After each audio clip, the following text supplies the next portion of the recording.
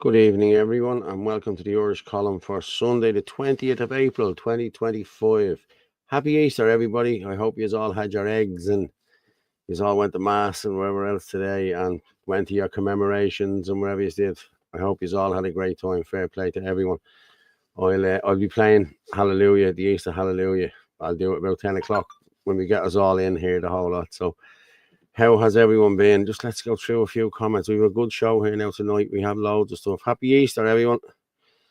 Yeah, happy Easter, Frank. Happy Easter, everyone. Happy Easter. Happy Easter. Happy Easter to everyone. Hello, Michael John. Thanks for tuning in again tonight. Jeez, we're flying up again tonight, lads. Fair play to you. Yeah, we have a load of stuff to talk about. We're going to talk about vaccines again tonight for a few minutes. But we have... Sachs Hotel is the big one, isn't it? So I'll just bring Martin up there. Hello there, Martin. How are you? When did I become Morton? Morton. Hello, Morton. Morton, hello. Very posh. I was actually watching Gavin's video from Sachs Hotel today, and like the accents just get you. He's brilliant. I swear to God, he's really cool. Like, you know. Happy Easter to everybody. Yeah, happy Easter. Here's Rapunzel in here. Is she fixing herself there? Is she all right? Good evening, Orla. How are you? How's things? You're lucky you didn't get a slap the other night. But there is time for next weekend. Which one of us? Yeah, which both one of us? Yeah. Both of you. Yeah. Everyone, please hit the like button, respectively, on your way in. It's very much appreciated. Yeah, like, share, subscribe, people. I'll just put this out here. You can get us on the WhatsApp there on 089-203-1521. You can also get us live on at FitzyDub, at the El Casey, at Rugamorph27, and you get us on Facebook. Paul Fitzsimon's on Facebook, Freedom Network on Facebook, and www.theirishchannel.com live. We're going out everywhere. This is brilliant. I love it. Fair play to everyone. So, how's your week been? How's all? Well, I know we only met on Friday and all that, but hey, listen, lots of shit has happened since then.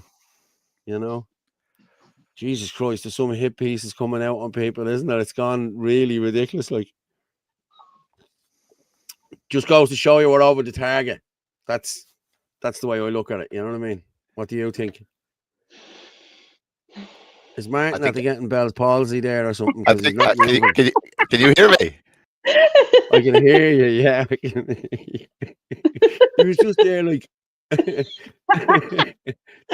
Oh, God. Happy Easter. Well, Paul, looking fresh. Thank you very much, Daniel.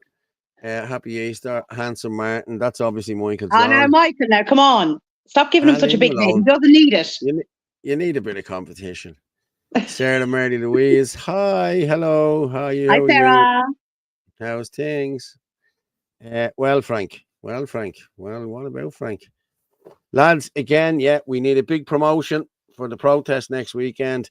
I'll be playing the video in a while again. It's the same basic thing over and over again. But what I will say to people is you need to get out here. If you're having problems with housing, you're having problems with hospitals, you're having problem with schooling, you're having any problem you have that's the government's fault, you need to be getting out here with us on the 26th and marching with us. And please, I'm asking people that I live around here that talk to me all the time and tell me, let me know when this is happening, let me know this. Well, I'm letting you know, you know what I mean? This is it. This is where we have to be next Saturday, 26th of April. We all need to just show up there and we will put the world to right, as they say. Go on, Martin. I'm back. I know. It was like you had Bell's palsy. There. I'm a pure blood, completely unvaccinated. Yeah. So no, I won't be getting anything like that. Oh my! The trans lefties didn't have a good week. No, they didn't. the definition of a woman, and it took all the brilliant minds of the Supreme Court and the judicial system in England to finally find out what a woman was, when all you had to do was put your hand down your trousers. End of story. You know what I mean? I'm sorry. That's a lovely way of phrasing it, Paul. Well, hey, listen, you know yourself. It's how Crocodile Dundee did it, isn't it? Oh yeah. Exactly. Oh, yes. Yeah. If you find a bunch of grapes, run away, man. That's it. Off you go. That could be just really bad piles. No, it couldn't be. No. And what's the big thing sticking out the front of the piles? That's what I'd be worried about. The truth is coming out. Do you know what? There's a reason I'm on this show. It's to just like bring some sort of decorum to the thing. Oh Lord! It's a bank holiday weekend. It's allowed. Paul, and it affects everything. Yeah, mass immigration. Mass immigration does affect everything. We know that, and it pushes everything that's actually happening in the country. So that is the number one. You know, it really is. Will we move on to? We're up to 300 there already, people. Fair play. Thank you very much. Keep sharing it out there. Like, share, subscribe. I'm going to share it out to Ferg now in a minute. Once Ferg shares it out, I'm laughing. Boom, the sky is the rocket. Yeah. No, fair play. He's a good guy, Ferg is, I have to say. Jesus, the clip from the other night is getting hockeyed over. It's great. Did you see the clip from the other night that you put up? Yeah, it's brilliant, yeah. As an Irish gay man, I supported that truthful verdict. What truthful fucking verdict? Stuff, Michael. Oh, yeah, there we go. As a woman with a penis myself, I'm very offended. I have your video there. I'm going to play it in a while, Michael. Yeah. Brilliant. Oh, my God. You're okay. You're still safe in Ireland because we're still fucking, 5 years behind the curve in relation to all these things. Doing great work, guys. Sinn Féin, I'll tell you what, David Cullinan in Sinn Féin, that was priceless. It just shows you how Sinn Féin work. My God, did he actually play it? Yeah, did he get slapped down? Yeah, which pathetic weakness. This is what Michael calls it. I tell you. And listen, he has done it. Nobody does it better. I have to say. I just love the way he does this. Trans and Intersex Pride Dublin has said it'll ban Sinn Féin from participating in its Pride March this summer unless it clarifies its position on yesterday's UK Supreme Court ruling on the definition of a woman. It comes after this ex-post from one of their TDs, Cullinan. The Scottish Supreme Court ruling on the legal meaning of a woman is a common-sense judgment. The ruling found that for the purposes of equality legislation, a woman means a biological woman, and sex refers to biological sex. It also confirmed that trans people are protected under their equality legislation in a separate category of gender reassignment. The ruling needs to be fully examined in this state. The top dogs at Sinn Féin, or they could be cats, who knows, made him delete that post and post an apology. I want to apologise for the hurt and offence that I have caused to the trans community following a tweet I sent last night. That was never my intention. This is a complex issue for many, but we need to approach it with compassion, understanding and dignity for all. I'm sure those in the trans community will feel vulnerable and isolated today in the aftermath of yesterday's judgment, and I apologise that my words added to that. That apology is pathetic and shows nothing but weakness, but who's surprised? It's the day in the life of a modern day shinner. The shinners of yesteryear never looked weak, because they weren't. They used to brave bullets from the British, but not today. Now they look like this, and the only thing they're fit to brave these days is the icy footpaths around Crumlin. There's a team here, and it's pathetic.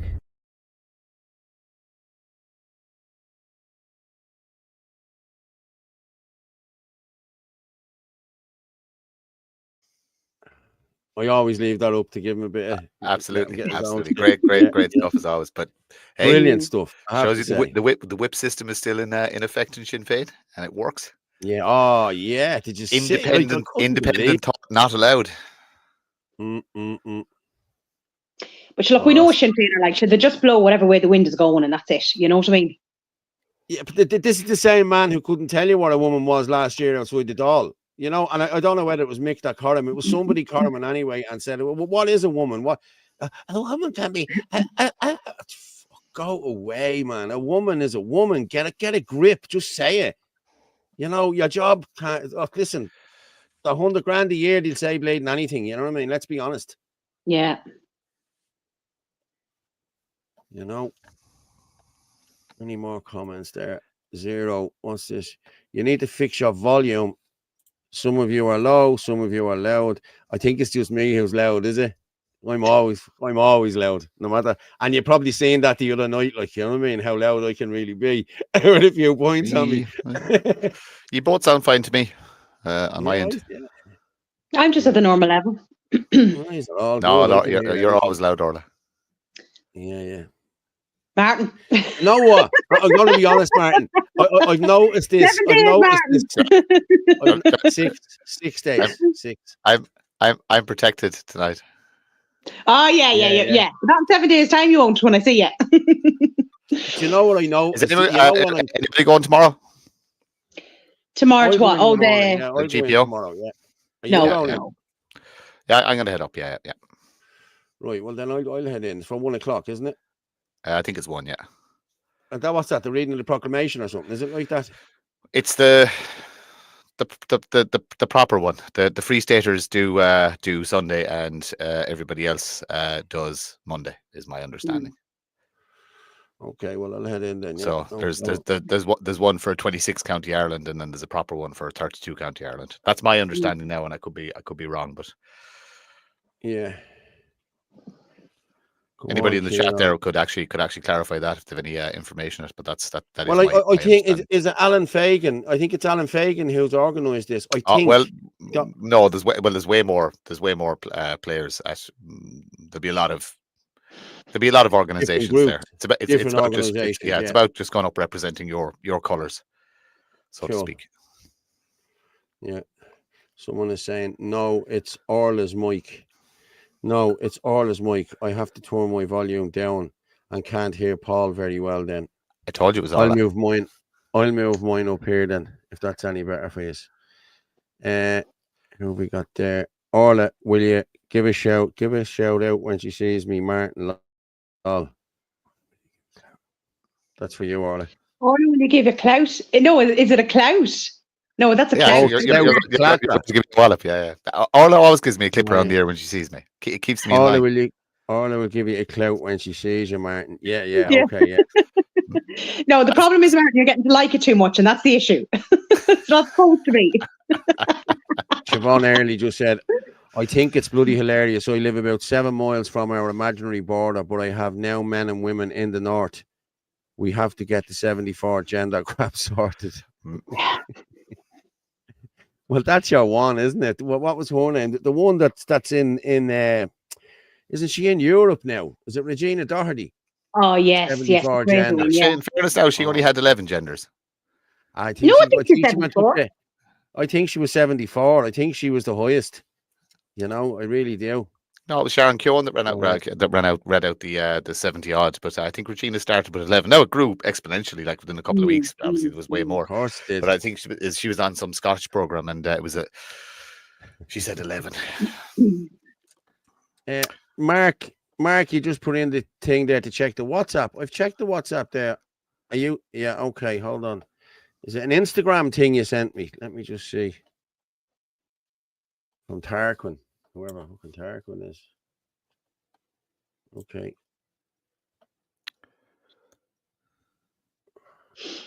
Oh, it's something in Wolverhampton, England. I don't know. I'll have a look at it now in a minute. I don't like putting it on until I see them. You know what I mean? Don't tell us what you're cleaning your screen with, Frank Barron. Okay. I see Paul got a huge parking fine for illegally parking. That was hard. Yeah, Paul. Listen, Paul, don't worry. Jade will be in soon with some. He's there. I see him. Yeah, I see Jade in already. Yeah. So. Oh, okay. Yeah. We need a company, an Irish company, to actually start producing those figurines for us. Dolls. Limited edition. Action figures. Yeah. Yeah. Exactly. Oh God. Okay. Yeah, Mark, I actually have that there. I'm going to read it out now in a minute. I'm actually going to play. I'm going to just, I'm going to do a build up to this, more or less, right? Try this. So we had, was it 2 years ago, a year and a half ago, we had this in the doll. No community has a right to veto other people moving into their community. No one has a veto over who lives in their community. No one has a veto on who lives in an area. Nobody does have a veto in terms of who lives within their neighbourhood. None of us have a veto. None of us have a veto. Calls for consultation could suggest that communities have a veto over who moves in, and that isn't right. And calls for consultation can even offer a platform to those who will never welcome inward migration. It is not the position of the Labour parties that communities should be consulted, implying that they should have a veto.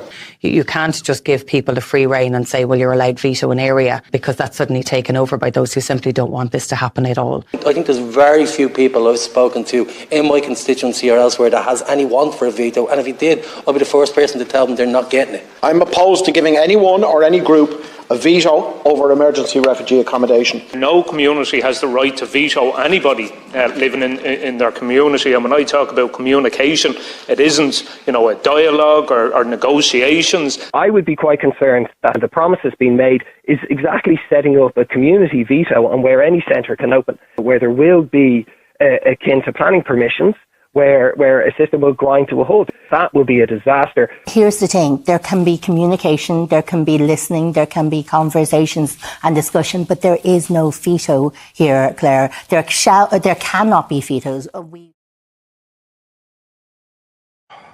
Now, there cannot be vetoes. We've seen that, you all seen that. And have you seen the video? There's a couple of videos here, lads. That's the veto. And then we have Nick Delahanty. 2 minutes. He comes out last week with this.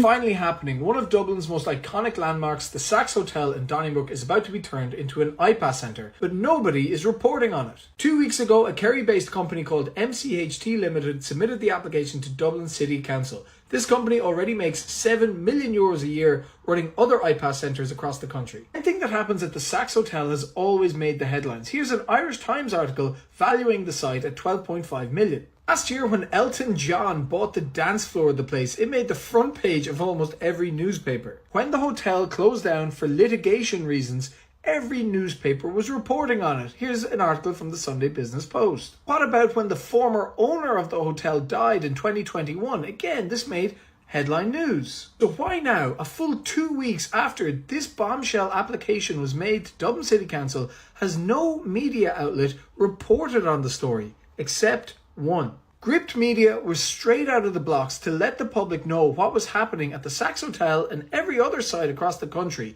The work these guys are doing cannot be overstated, but what makes them different? Earlier this year, something strange happened. The government's media state body, Commission Naman, launched a new local democracy reporting fund. This gave €6 million of your taxpayer money to every media outlet in the country.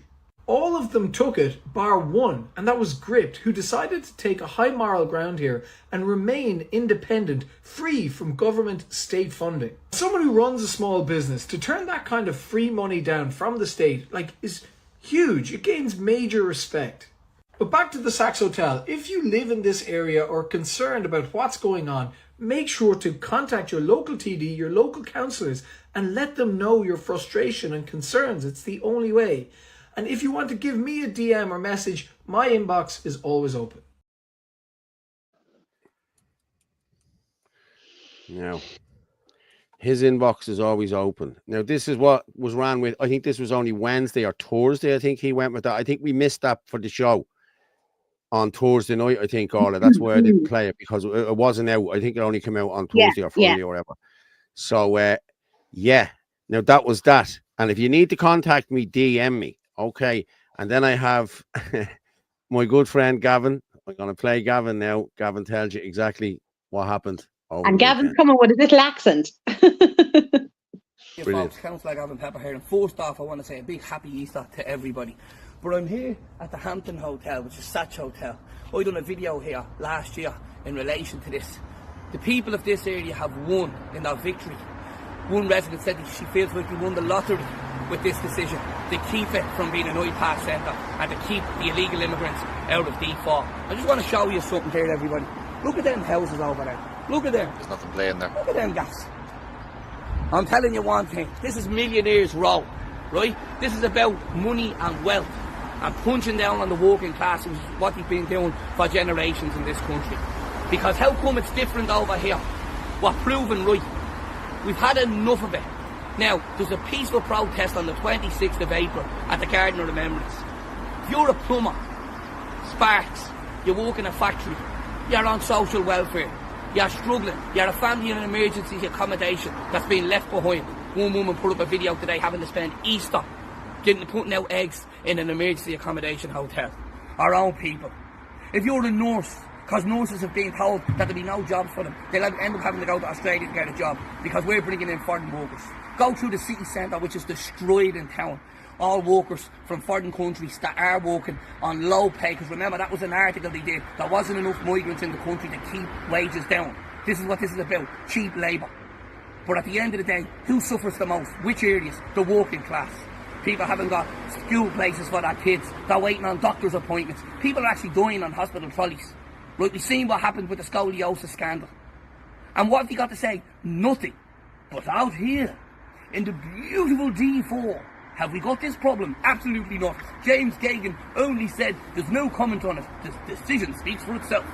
And we also want to say a big thank you to Liam Cunningham. Oh, for punching down on the working class. He's a jolly old chap. Fair play to you, Liam. And Helen McEntee. Well done too. You called them all scumbags.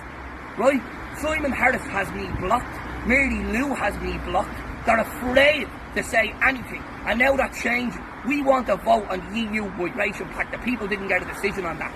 It was pushed through on us. Because that's what it is. So I'm telling you, Banty McInerney, Mel Sutcliffe, all of yous, Dave Mooney, you can run, but you can't hide. Yous will be held accountable for this at the end. Yous really will. Yous aren't getting away with this. Because it's our people that are suffering the most. Over 15,500 people in emergency accommodation, punching down on them.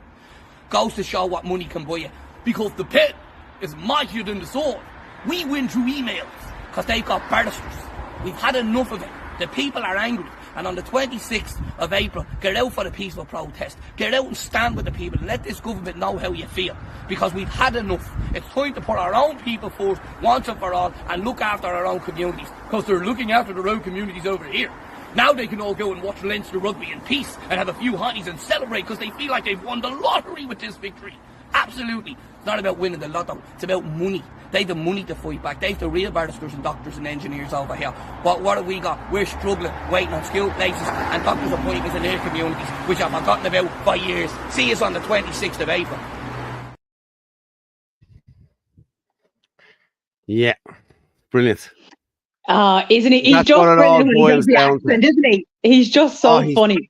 Listen, he's brilliant. And it's straight to the point. Really, but that's it, exactly. Like, you know, there's like, would say any of us that complain about anything, doesn't matter, we're not listened to. But when the rich start complaining, it's a whole different story. Yeah, hang on, I'm just gonna see, can I get this custom? Okay, we're all, okay, there we are. Yeah. This is what was in the Independent today, the Irish Independent. It's like I've won the lottery. My house would be of no value. Residents relief as landmark Dublin 4 hotel won't house asylum seekers. The Department of Integration said property is no longer under consideration. Why is that? Why is that? I'm going to have to air this thing again. Me and Gavin done, I don't know whether any of you seen it or not, but we did a thing last year called Class Wars. Was it last year or the year before? It could have been 2023, where we went around all the different we went to the D4 hotel, the different hotels, Ballsbridge, the Israeli embassy, Dalkey. I have to pull the Dalkey one out. I have to. The Dalkey one is brilliant. I'm videoing Gavin walking around and he's going, well, here we are, Paul, in Dalkey, the most racist town in this country. But we must have showed 8 different places, 9 maybe. You know what I mean? And a guy actually came up and started talking to us, right? What's his name? Emma or something like that. And he told us that these fuckers get paid 50 quid to go and protest us. And the reason why they protest our protest, they counter protest us, is because they don't want them in their areas, and that's it. So they go over and counter protest us. But they get paid for it. You know what I mean? Of course you'll see now next week, you'll see all the soulless fuckers just oh yeah, but they're going to be refugees are welcome there. Yeah, there's no, they've no life in them. They're all just all the blue dye in their hair. It's crazy, man. It really is. You know, and even this Palestine thing, they're standing with the Palestinians. They throw them off buildings, like, lads, come on. Look, the internet's there. Like, have a look. We know, but we know, Paul. We know. I know. You know, it's ridiculous. It is ridiculous. Like, really but you'd love to know how many of them, you know, have opened up their houses to refugees coming in. You know, because normally when you say it to them, they're like, oh no, we don't have the room. Oh no, you know, we don't have any spare rooms. Do you know? Do you not? What a coincidence. What's wrong? I've just got the first picture tonight. Oh, Jade, is it? Yeah. Okay. Oh, stop. Share screen. Where are we?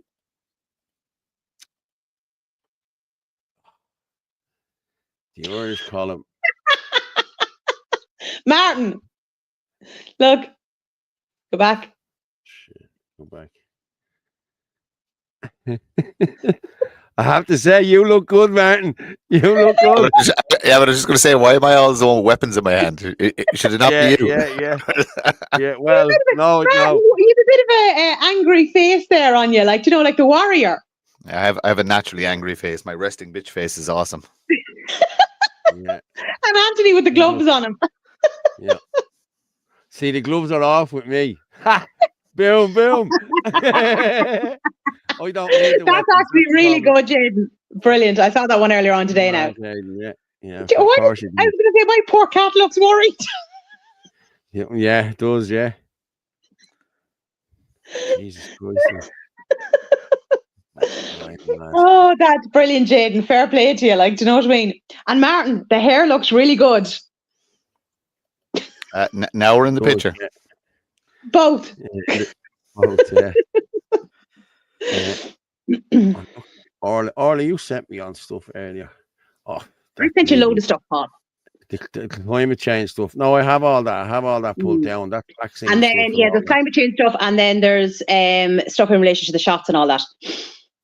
Yeah, I have all that. That's all pulled down. That's ready to go in the vaccine segment. You know what I mean? I don't want to be jumping from vaccines to this, to that, to this. No. We'll do a separate segment. Yeah. I'm just looking here. Denmark is the first country in the world to introduce a carbon tax on cows and agriculture. You sent me this, so I'll just put this. Have a look at this. Boom, boom. Denmark is the first country in the world to introduce a carbon tax on cows and agriculture. Farmers will have to pay 225 quid per cow annually by 2035. They are targeting farmers in the same as in the name of climate change. It's climate communism. That's crazy. Yep. And then here we are. China continues to build new coal-fired power plants despite its climate goals and pledges to phase down coal consumption. Like, there's a new coal plant built in China every day. Every day. You know, so... I know. But we're going... Paul, we're going to blame the cows. It's their fault. Well, that's it. In 2024, construction began on a 94.5 gigawatt of new coal power plants, the highest in a decade. While the government has stated it will strictly control coal power projects, the industry continues to push for new coal-fired capacity, particularly in regions where it's needed to meet peak demand or stabilize the grid. Like, that is crazy, man. That is crazy. It's the cow's fault for it all. And it's nothing to do with the elite, you know, flying around in their private jets. That would have absolutely nothing to do. I mean, every time they want, we'll say, you know, a nice coffee, whatever, they probably pop into the jet and head over to Costa. Yeah, but that again, there's nothing to do with anything. It's all to do with the cows. Oh, yes, look at this as well. Again, it's all the cows. I'd say there's probably a cow there in the background somewhere. We just can't see with all the tires. That's a cow's fart on Guinness or something, that is. Look at how black it is. Look, that definitely is, yeah. Come on. Like. Yeah. I'm going to play this. Okay, this is a couple of seconds long, but this is Africa, I think, isn't it? Or is it I don't know. It didn't say where it was now. Like, I've seen this before. There's billions and billions and billions of tires there. You know, billions. Like they're just brought from everywhere and then they're burned. Now, yeah, I think it's I think it's Saudi Arabia. I think it's somewhere in the Middle East anyway. It is myself. Yeah, it is definitely. I've seen it. But like, come on, I'm gonna play it and we come back.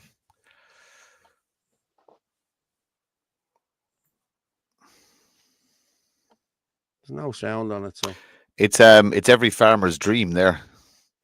Yeah, because you can't get the tires from the tire shops anymore, because they all have to be recycled. So there's companies going around collecting the tires from the fitters. You know what I mean? And traditionally, that's what the tires are used to throw in the silage pit and stuff like that. You get lads coming in and you can't actually give it to them because everything is documented and recorded. So for every tire you sell, you have to send one back to the recycling. No way! Have you really? Yeah. And there's a charge in it. Like, so when you're getting tires, you're paying about £5. I think it's $3.44 plus VAT per tire. Is what you're paying, but the customer is paying that, like. So, you know, if you're ever wondering why your tires are, you know, 5 or more expensive than they were the week before, it's because of the recycling charge. A 5 or more. I got 4 last year on mine, and they were £100 each for the Jeep. Yeah, you're due new ones again. So excellent. I know a guy. I'm not. You are. unless you put fucking high end tires on your fucking wheels. If you haven't for a year, you need to get the front ones changed anyway. But there's nothing. I'll check if I'll check if you tomorrow. No. No, they're all right. No, they're grand. I wouldn't do that much driving, Martin. You know what I mean? It's like, seriously, over the miles and back or around the estate. You know what I mean? That'd be it, to the school and back. I wouldn't be doing much driving at all on that. Like, you know what I mean? I'm not buying 2 fucking tours of you anyway. You can fuck off. Like. Yeah, that's a good comment in there. See, Hillbilly put that one in because I know they're doing it in Africa. They're making roads out of the tires. I think it's Chinese companies that are doing it. I've seen that. Yeah, I've seen that. Yeah. But you never do that. You can never do something like that in Ireland. Yeah, but you can never do that in Ireland. You could never do it in Ireland because they'd find a way to fuck it up and make it a million times worse. Yeah, exactly. Yeah. Mm-hmm. But you can use tires for different things. Like, you know, tires can be used in the likes of playgrounds and all these, you know, just different bits and pieces like that, you know, rather than they can send them off somewhere to be burnt. No, they're recycled in Ireland. They're the recycling. They're recycling. That's what they do. They send all our shit to them to burn. You know what I mean? That's what they do. As far away from us, we can't see it anymore. You know what I mean? So it's not happening. Yeah, that's a fake video. Like, that's a bullshit video. I'm sure somebody spotted the cow. Would that be misinformation or disinformation? Can anybody actually explain what is the difference between misinformation and disinformation? Disinformation is put out on purpose, isn't it? What? Is it? I think so. Yeah, I think disinformation is out there, is purposely put out there. Okay. But there's always been disinformation. Like saying, no, actually, sorry, I stand corrected. The misinformation is saying that Paul's 164, where disinformation would be saying he's 170. Shadow play. What Paul? Why is Trinity College hooking up wires to a tree like RoboCop? They need defunded. I don't know. I didn't know anything about that. So if anyone else knows about it. I saw a video about something, camera or things that a camera or something like that on a tree. I never watched it. I knew it was from a lefty account, so I just kind of I scrolled right past it. But I did see something about it. I'll see if I can find it. Did I hear Flame Chef? Did I hear Connor will back us with cash? Maybe. I don't know. The more Africans, Arabs, Indians, Bangladeshis they pack into small Ireland. So have all our rivers polluted like the Ganges. Yeah. Jeez, that's disgraceful. I'd love to get a motorbike, but not here in the UK. Okay. Recycling is a scam. It is a scam. Of course it's a scam. And people are making billions off it. So why wouldn't they keep pushing it? You know what I mean? Keep sharing this out, people. Yeah, Hillbilly. 70% of all science is unproven. Well, science evolves, doesn't it? Science evolves. Like, you know what I mean? Something that they didn't know 25 years ago, they know now to be different than what, you know, like, it evolves. You know what I mean? Science doesn't stop when you. Well, it did with COVID, obviously. You know what I mean? Oh, we had to trust that though, Paul. Remember, trust the science. And see, that's my problem, Orla. I trusted bleeding nothing. Paul, let us in on the secret to immortality. Now you think there's the truth. there's a Dorian Gray picture in his attic. Talking trees. It's a uni dude dressing AI to talk to trees, and the tree answers back. Okay, I didn't. Yeah, I must watch it. I must have a look at that now.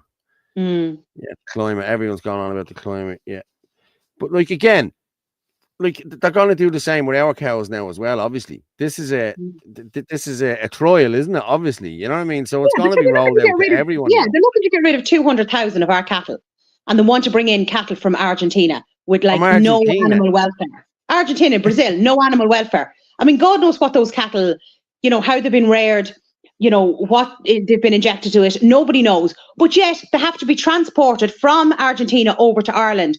Is that not contributing to climate change? No.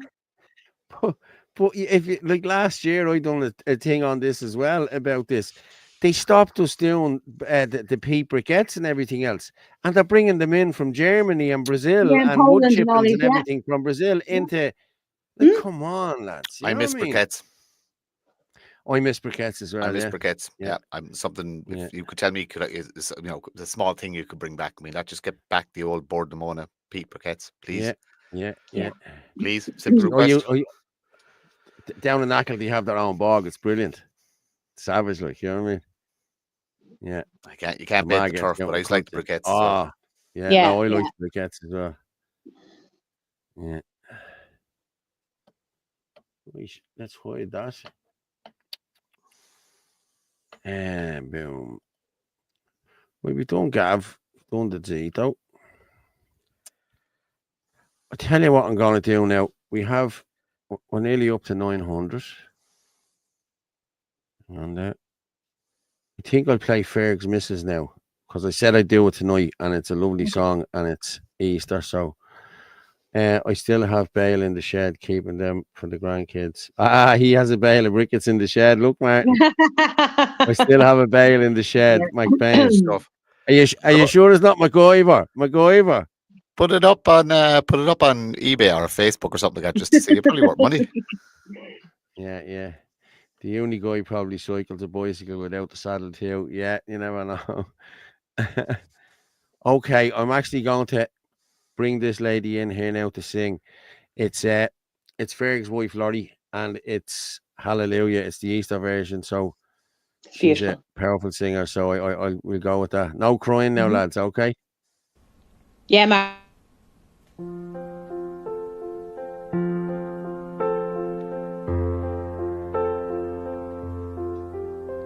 A crown of thorns placed on his head.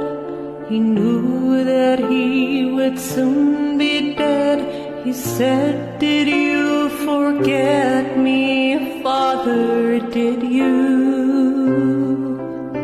They nailed him to a wooden cross, and all the world would feel the loss of Christ the King before his hallelujah,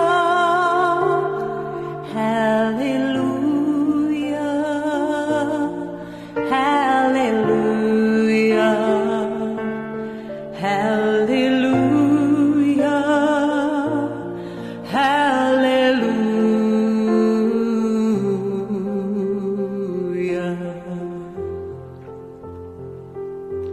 He hung his head and prepared to die, then lifted his face up to the sky, said, "I am coming home now, Father, to you." A reed which held his final sip was gently lifted to his lips. He drank his last and gave his soul to glory. Hallelujah,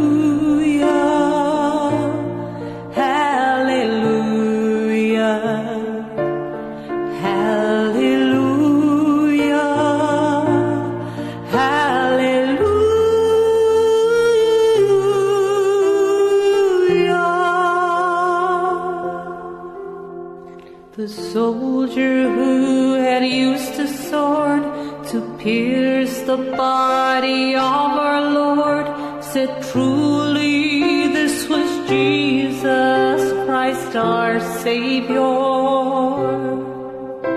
He looked with fear upon his sword, then turned to face his Christ and Lord, fell to his knees, crying, Hallelujah,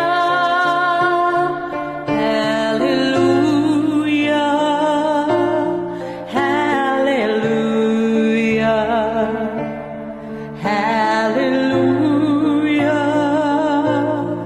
Hallelujah,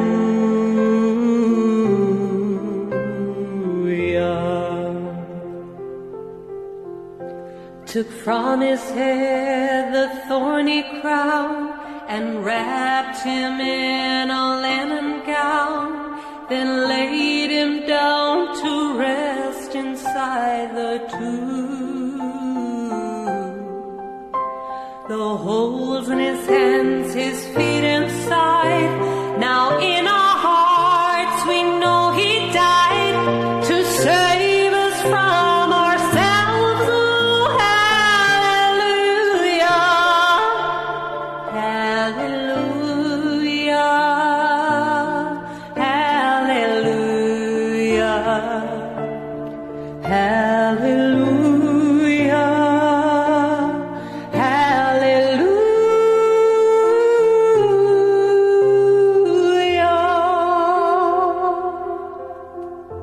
3 days went by, again they came to move the stone, to bless the slain with oil and spice, anointing, hallelujah. But as they went to move the stone, they saw that they were not alone, for Jesus Christ is risen, hallelujah, hallelujah, hallelujah, hallelujah, hallelujah.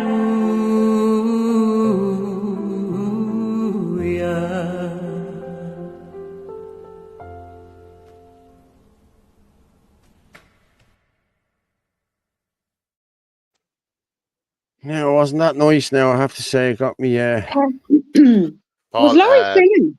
Paul Whelan put in What? a good one there. Yeah, Just yeah, it'd be like that'd be fantastic to do on the 26th, yeah, because like a lot of exactly. people in national circles will know, you know, its significance and what it means and who it's by. Yeah, It'd be lovely. It'd be lovely. I know one to maybe push on to the organisers. yeah. Yeah. Well, I think Laurie, she's very private, like, you know what I mean. She is, like, you know what I mean. You don't, you know. Yeah. I But don't you're know. fair. We can You're ask. fair We to can check ask. them We too. can ask. Yeah. No, I was Listen, saying, was Laurie singing in that? that's her singing it. No, because whatever was played there for me now, all I could hear was the music. There was no singing. There was just music. Yeah, there's a few glitches tonight. I couldn't see. I had to watch Gavin Pepper's video on my phone. It didn't come up for me. Oh, okay. Yeah. No, I don't know. Maybe it's just me now, but it was only music. There was no singing on it. Did anyone else? Did you hear the singing there, guys? Well, No, I everyone was saying saw some comments saying about a beautiful voice, so I don't know. Yeah. She has The a beautiful Gremlins voice. are back. Trust me. Yeah, isn't that mad?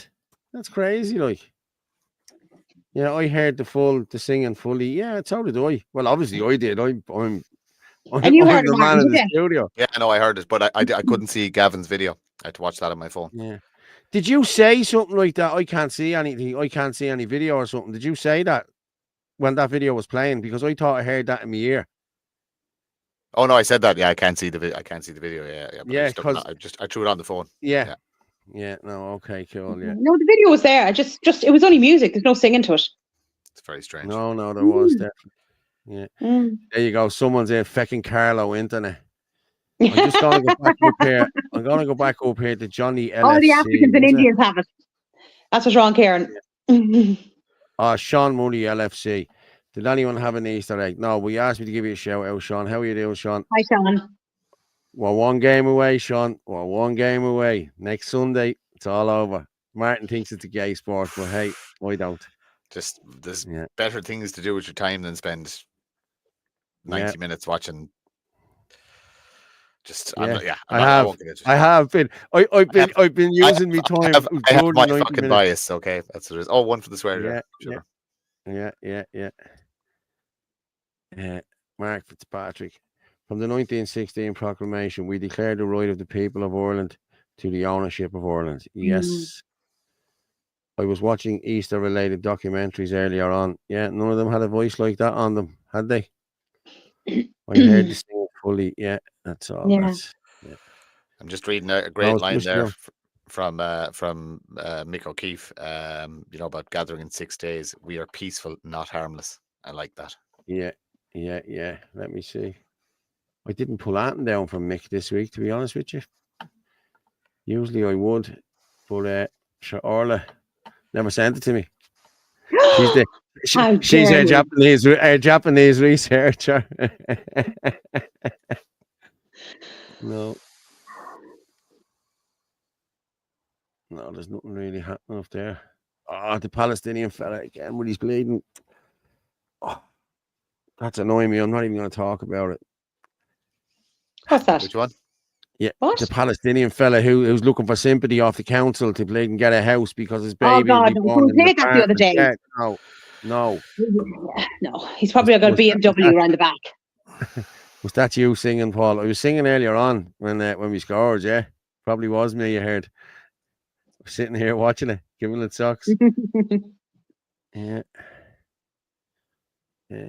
Martin, probably a Man United fan. He's not. He actually doesn't like football. Martin's a rugby man. Despise soccer with a passion. Yeah. Soccer ball, as I call it now. Soccer ball. Play soccer ball. Yeah. But I've always been. I'm a fan of Liverpool since I was 7. 49 years, like, you know what I mean? And I'll be honest with you, I was one of the guys who used to sit and do fuck all and watch the football and drink his beer and do all of that shit. Do you know what? When the players used to, when there was niggle in the game, like go back to Italia 90, right? Or 88, right? And he could kick someone.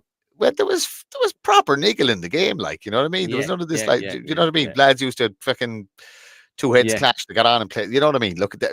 It's the same as everything. Once stupid money got involved and millionaires, billionaires started buying the teams and stuff like that, and Sky Sports got involved, it changed.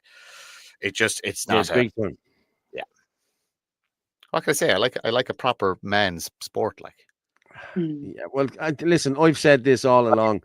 Like, talking about these teams, like they're not able to play day in, day out. Like, I remember 12 lads in the 70s and the 80s played day in, day out, all the same time, all the same players. They only had probably 13 or 14 good players. You know what I mean? And they were the players that won 4 European Cups. You know what I mean? Like 18 leagues. You know what I mean? It's just now they have to rotate them now because I'm getting 300 grand a week and I need a rest. Get a bleeding grip, lads. You know what I mean? Come on. You know what I mean?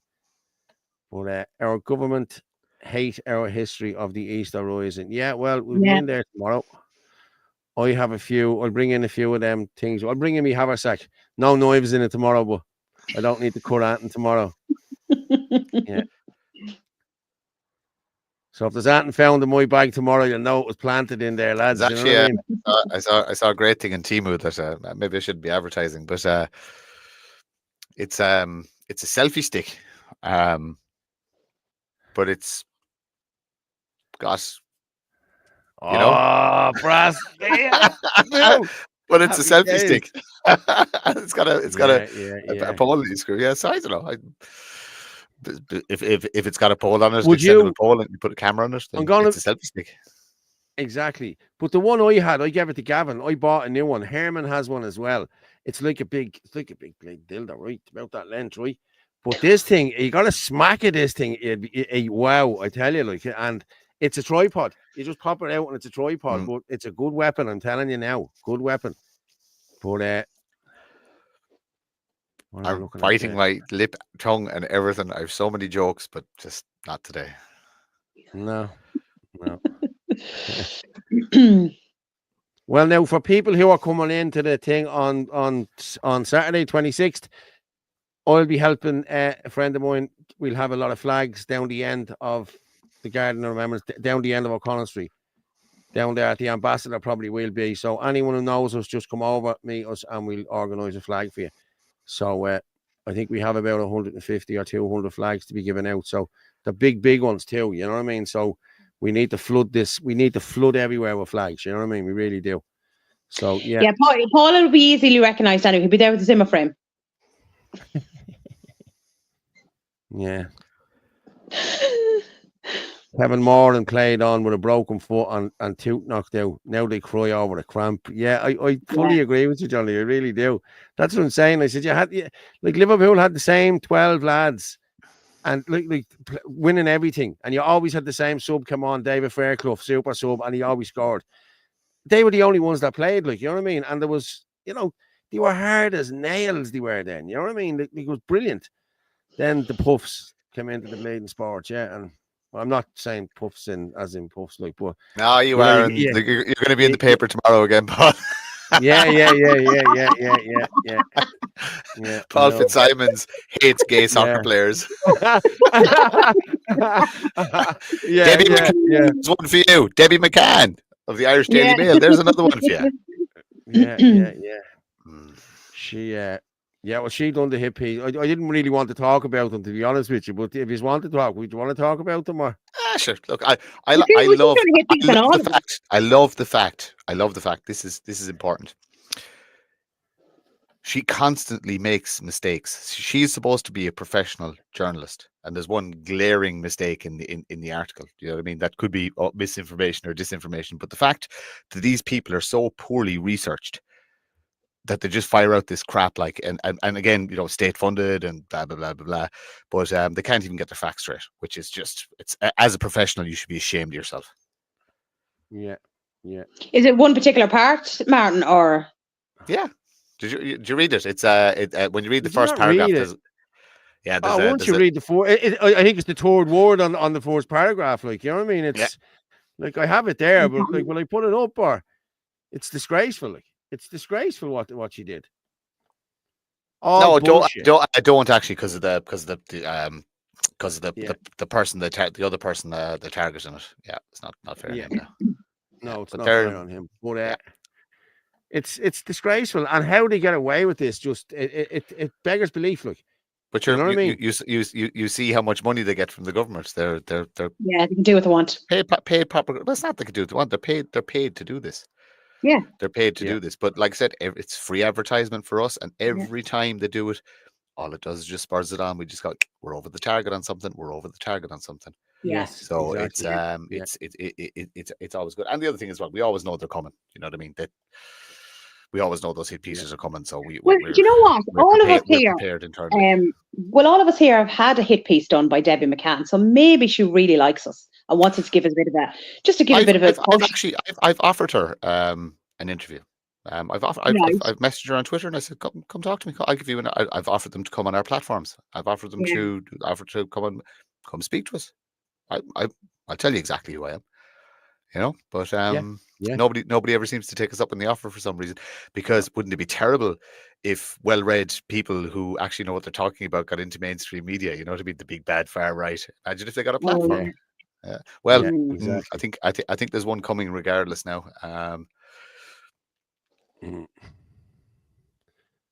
But I'm just reading it there, and it's jeez. Like, I actually got it sent to me this morning in another group, and I posted it into the thing, and I thought, lads, this is blatant. This is ridiculous. Like, you know what I mean? Ridiculous. Just read down read the first paragraph, and then there's kind of a mini headline, and then kind of in between that, you'll see. Just look at Anthony Casey's status. What she says he is. Candidate and former. Yeah. Okay. Hang on. I need to make this. Yeah, for that bit. What he's the former what?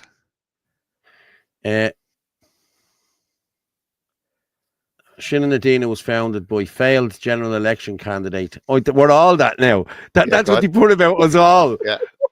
And former Ireland Irish president, former Ireland first president Anthony Casey. So when did Anthony get demoted from president of Ireland first? So this woman is so poorly researched. That memo. But she's so poorly researched. She actually doesn't know the difference between Derek Bly and Anthony Casey. So she's actually mixing up the two. But that's how poorly researched her piece is. Because all she wanted was the headline. Yeah. She didn't want anyone reading anything else down there. You know what I mean? That didn't matter. Once she got her headline, and it's a big, of course. Wow. That's what it's called. It's called clickbait. Debbie McCann, I'm accusing you of misinformation and disinformation, and I think I'm going to report you to Commissioner Mann. Is it Commissioner Mann? Is that what they're Commissioner Mann? And it's mostly disinformation. It's all there's a lot of disinformation in it, or is it misinformation? Is it purposely put out like that? You know, I don't think someone could be that stupid to do that. Now, no, you know? I'm leaning towards this. It's literally they're so poorly researched. You see, despite their best efforts, they can't. Number one, they can't get anything illegal on any of us because none of us are doing anything illegal. Number two, they can't get into any of our groups because we won't speak to them. Even though they've been offered to come and speak on our terms, we won't speak on their terms. So they actually can't get in. They can't get the information. So they fill a lot of the blanks. And look, there's one or two rats out there that are feeding them information from within the nationalist movement, but we won't name any names yet. So but look, they are what they are. They're sad. Somebody's have to put in there Debbie McCann. Yeah. Well, I like that. I like that. Yeah. It's good. Look, it's again, like someone said it in one of the groups today that, you know what I mean, it's fucking cost between 5 and 20 grand to get an advertisement in one of these papers. You know what I mean? We're getting it for free. So thanks, lads. Exactly. Yeah. Thanks, lads. Yeah, especially with that big headline there. But again, I don't think it's nice on the chap. It's disgusting. It's absolutely disgusting to do that to a human being, especially. Do you know that story actually? And again, it was in one of the groups. It should be sold as a story of redemption, as in we all have past and we all have this, that, and the other. But you can, you know what I mean. Once your debt paid to society, you can still live a very full life and do amazing. The man that really went after it does amazing work down in Limerick. Amazing work. He's a lovely gentleman.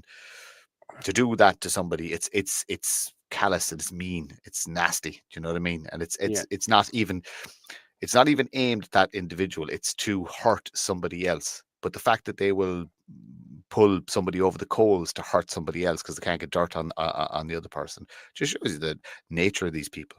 They're narcissistic and selfish and shallow and weak. They're just they disgust me. I hate these people with a passion. I shouldn't say that on today, but I do. I hate these people. They're a poor form of human. Rant over. Yeah. Sorry, Martin. I wasn't sure just what you were trying to say there. I got everything. I got every gist that he said. Like, I really did. You know what I mean? I'm sorry. I get mad sometimes. That's very, very tame. Jesus, I was in Waterford yesterday. That's what we're going to call you now. We're going to call you the Angry Warrior. I'll tell you a good one. There was a protest organised. Oh yes, you were going to Waterford. Yes, you said that. I went to Waterford yesterday. I met Eric down there and a few other people down there. And I wasn't going to do anything or say it. I was just literally just to be numbers in the crowd. And I'd committed to go down, so I travelled down. So this was a homelessness. So Waterford has a massive homeless crisis at the minute. Yeah. I wasn't laughing at that. I was laughing. Yeah, sorry. Oh, Jaden, yeah. Yeah. So they were going to have a protest, just a homeless. It's just to highlight the housing issue. It's not to do with immigration, not to do with anything else. It was just to highlight the housing issue and how the council are not providing. And wasn't there a counter protest against them? Yeah, the lefties with Sinn Féin councillors and all the other woke brigade and all that. Actually, they didn't just counter protest. They got there early and took the position of where the guys were going to protest outside of the council offices. It was fine. They were all there, their blue hair and their nonsense and all that kind of stuff. But I looked over and like, you're a bunch of students, and that's fine, and it's some odd shaped and coloured, hair coloured people and the usual malarkey and stuff like that. But I was actually looking through the crowd, and it wasn't significant. It was what it was. But the amount of grown men, men standing in there, and I look at older men, ranging from 40 up to 60, and I'm just looking at these people, and I'm going that you're lifeless. You're not the same as me. You're not the same human as me. Your evolution, something has gone wrong with your evolution. Your brain is not functioning the same as my brain. I have a completely rational brain, but there's something wrong with a grown man that was stand waving those pink flags. Oh, there was everything. There was Palestine flags. There was trans flags. There was pedophile flags. There was what had they? More Irish, all the union flags. They get all the unions. The SIP2 was there, yeah. But they did a funny one. It was more blacks, more Irish, more dogs, and I just kind of was thinking to myself, well, I was just going to say, well, the Palestinians aren't going to like that. No, they're not. No, they don't like dogs. And then Pakistanis don't either. Yeah, to see the Palestinian flag and the pedophile flag waving beside each other, like but the lack of comprehension. And I actually walked straight in front of them. I didn't cross the road when I was coming there. I actually walked the whole way up along them. They knew who I was, and I was looking at them with a big smile across my face, waiting for somebody to say something. But they're windy, flaky people. But I was surprised to see grown men there. Just that's bad. It's bad. I understand the students are brainwashed.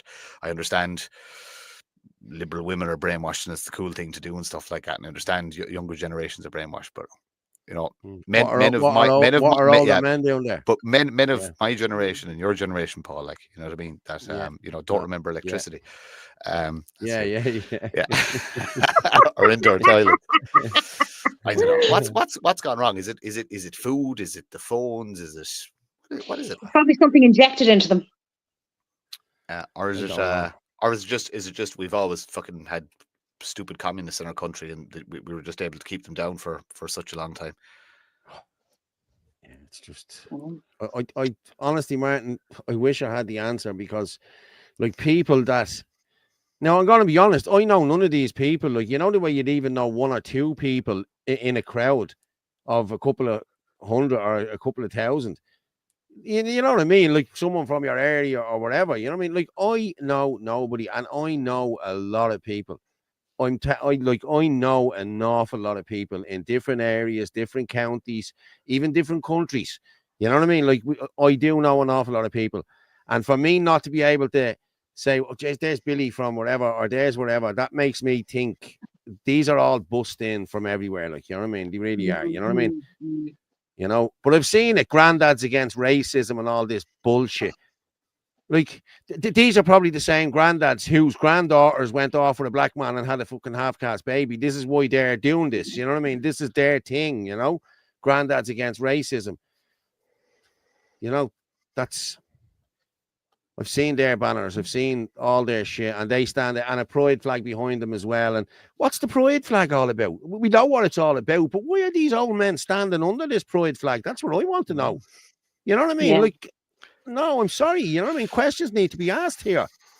And they're all outfellas. Like, I've seen them myself, even at the Shelbourne. I was there with Malachy and Gavin, and it was like the Battle of the Bulge. It was like we were on one side, they were on the other. Outfellas, like nearly all outfellas. There was a few college heads in the whole. You always get them, the little gillies in the front doing the shouting with the thing. But the outfellas just stand there like lifeless. You know what I mean? Under a pride flag.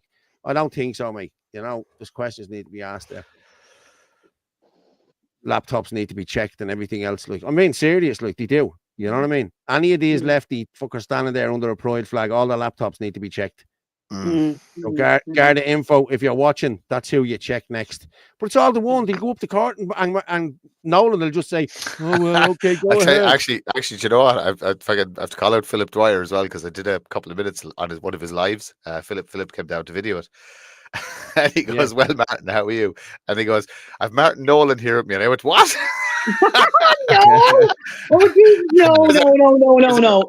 I was there. Fucking Philip, for fuck's sake, Murphy. He was like, "Oh yeah, well, it's live. I can't go back and edit it." Oh no! I mean, of all names, I tried to watch the live earlier and it wouldn't let me do it. This Moneybags, they must be doing it for a few bob, Paul. They are definitely doing it for a few bob. Definitely. But they're getting 50 quid a pop to go to these protests. Like, you know what I mean? But even still, I wouldn't stand under a blatant pride flag for 50 quid. Come on, lads. How stuck are you? Like, you know what I mean? I'd still be checking the laptops. Yeah. I'm sorry. Kieran, is there any resting bitch-faced emojis? I don't know. Michael John Dennis. For me, as an older Irish gay man and Irish patriot myself, it is totally weird. Yeah, it is, Michael. You know what I mean? It is, mate. You know what I mean? And check the laptops, Garda info. I'm being serious. Mm-hmm. You know, they men are getting it from their kids all the way throughout school and college and started going to protect their little pets. Yeah. Yeah. Anthony, you could actually, if you change the punctuation in that sentence, it could mean something completely different. In which one? What the last sentence? one you put up. What, who put up? The last sentence about they're getting it from their thingies. If you change the punctuation, it just means something very, very, very different. Yeah. Sorry. Yeah. Okay. If you meant that, whoever typed that, well done. That was clever. Yeah. Standing under a pride flag, but they don't have pride in their country. Exactly. Yeah, very true, Sean. Mm-hmm. You know, and Sinn Féin worried about getting excluded from the pride parade. Like, come on, lads. Our forefathers would be turning in the bleeding grave. You know what I mean? You're worried about getting excluded from a load of gay men running around the bleeding jocks. You know what I mean? Like, be gay. How did the system do that? How did the system make people hate themselves, hate who and what they are, and hate their own country? Yeah. You know what I mean? Because it didn't work on some of us. It didn't happen overnight. It happened gradually, but I wonder when it started. When did it start? That people do, like we talked about soccer there earlier on. Do you remember Euro '88 and Italia '90? Yeah. Like the pride in the country was basically the coolest thing to be was Irish. Like, you know what I mean? It was absolutely brilliant. And every single country had or house had a flag out. Irish flag, yeah. Do you know what I mean? And like when did that stop? When did the pride and is it linked to basically the population started to get diluted after 2000? We'll say in the last 25 years. Is it just multiculturalism dilutes your sense of self to the point where you're easily, I don't know, you just don't care anymore? Or is it a case of, did we not instill a sense of pride in our children? You know, is you know what I mean? Like, I was instilled with a sense of pride. So was I. My father instilled pride in me and the country. You know what I mean? Like, the country's first. Yeah, that's it. And right, and clearly right and wrong. You know what I mean? So, like, what generation is it the generation that got money? Is it the generation that experienced real wealth? We'll say from came straight out of school and went come out straight out of school and went into a 50-60 grand a year job. You know what I mean? Was that it, or was it a case that you know what I mean? Because mom and dad both had to go to work and kids are turned from pillar to post. That there's no time to instill pride and instill love of your country and instill, you know what I mean, the things we should care about. Probably a little bit of everything, but definitely by design. Like, a love of one's country doesn't disappear overnight, and especially given the history of our country, the complex history of our country.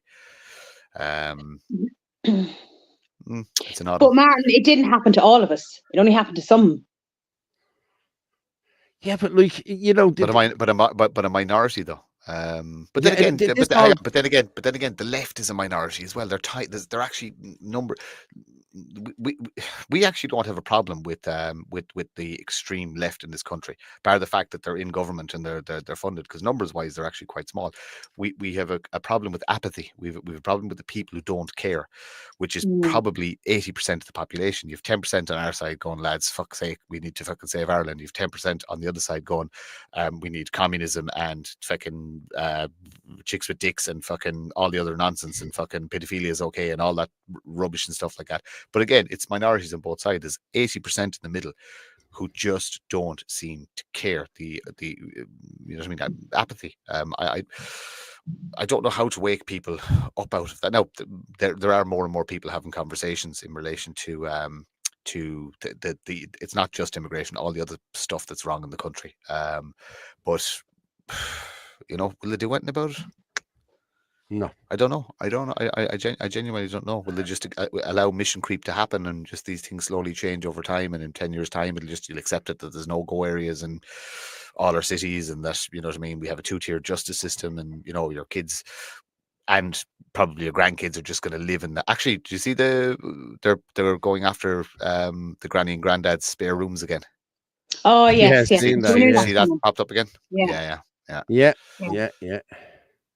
Mm-hmm. I've seen it, all right. I've seen it. I just want to read out Paul, there. actually, I sent you. Hang on. Yeah, I'll read it now. I'm just going to read out Ferg there. Thank you so much from myself and Laurie for playing her song.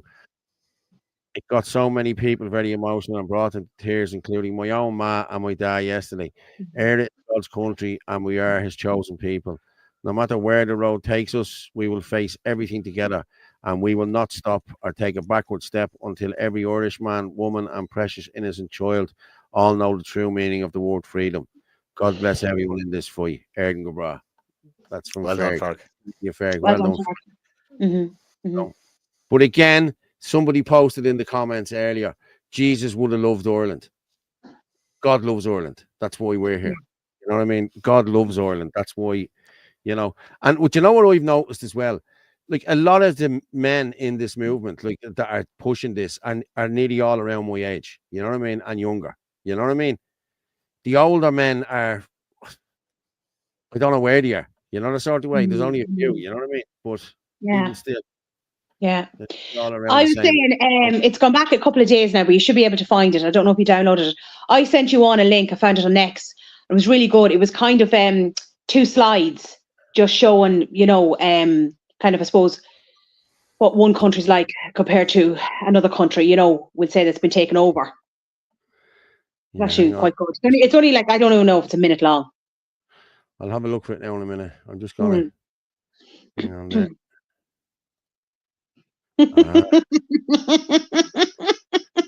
If Blanche becomes Libertarian, they should voluntarily make Paul king so he can start National Pork Day. I'm all over it, lads. I'm all over it. Yeah. And then we have another one. Hold on, I didn't see this one. Off me. Come try get this knife off me. Yeah. I swear, Tell you. Guys, now for the 26th, we need somebody to come up with a swear jar for Paul, and then the drinks will be on him.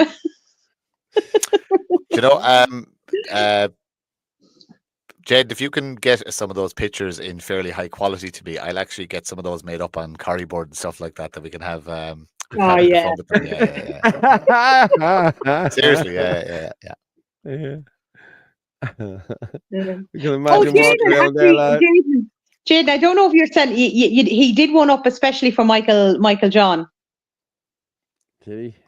Yeah. A person who was a part of the Altback community. I walked away 5 years back. As a person who was a part of the Altback community, I walked away 5 years ago. This so-called new movement on pride shit nearly ruined my life.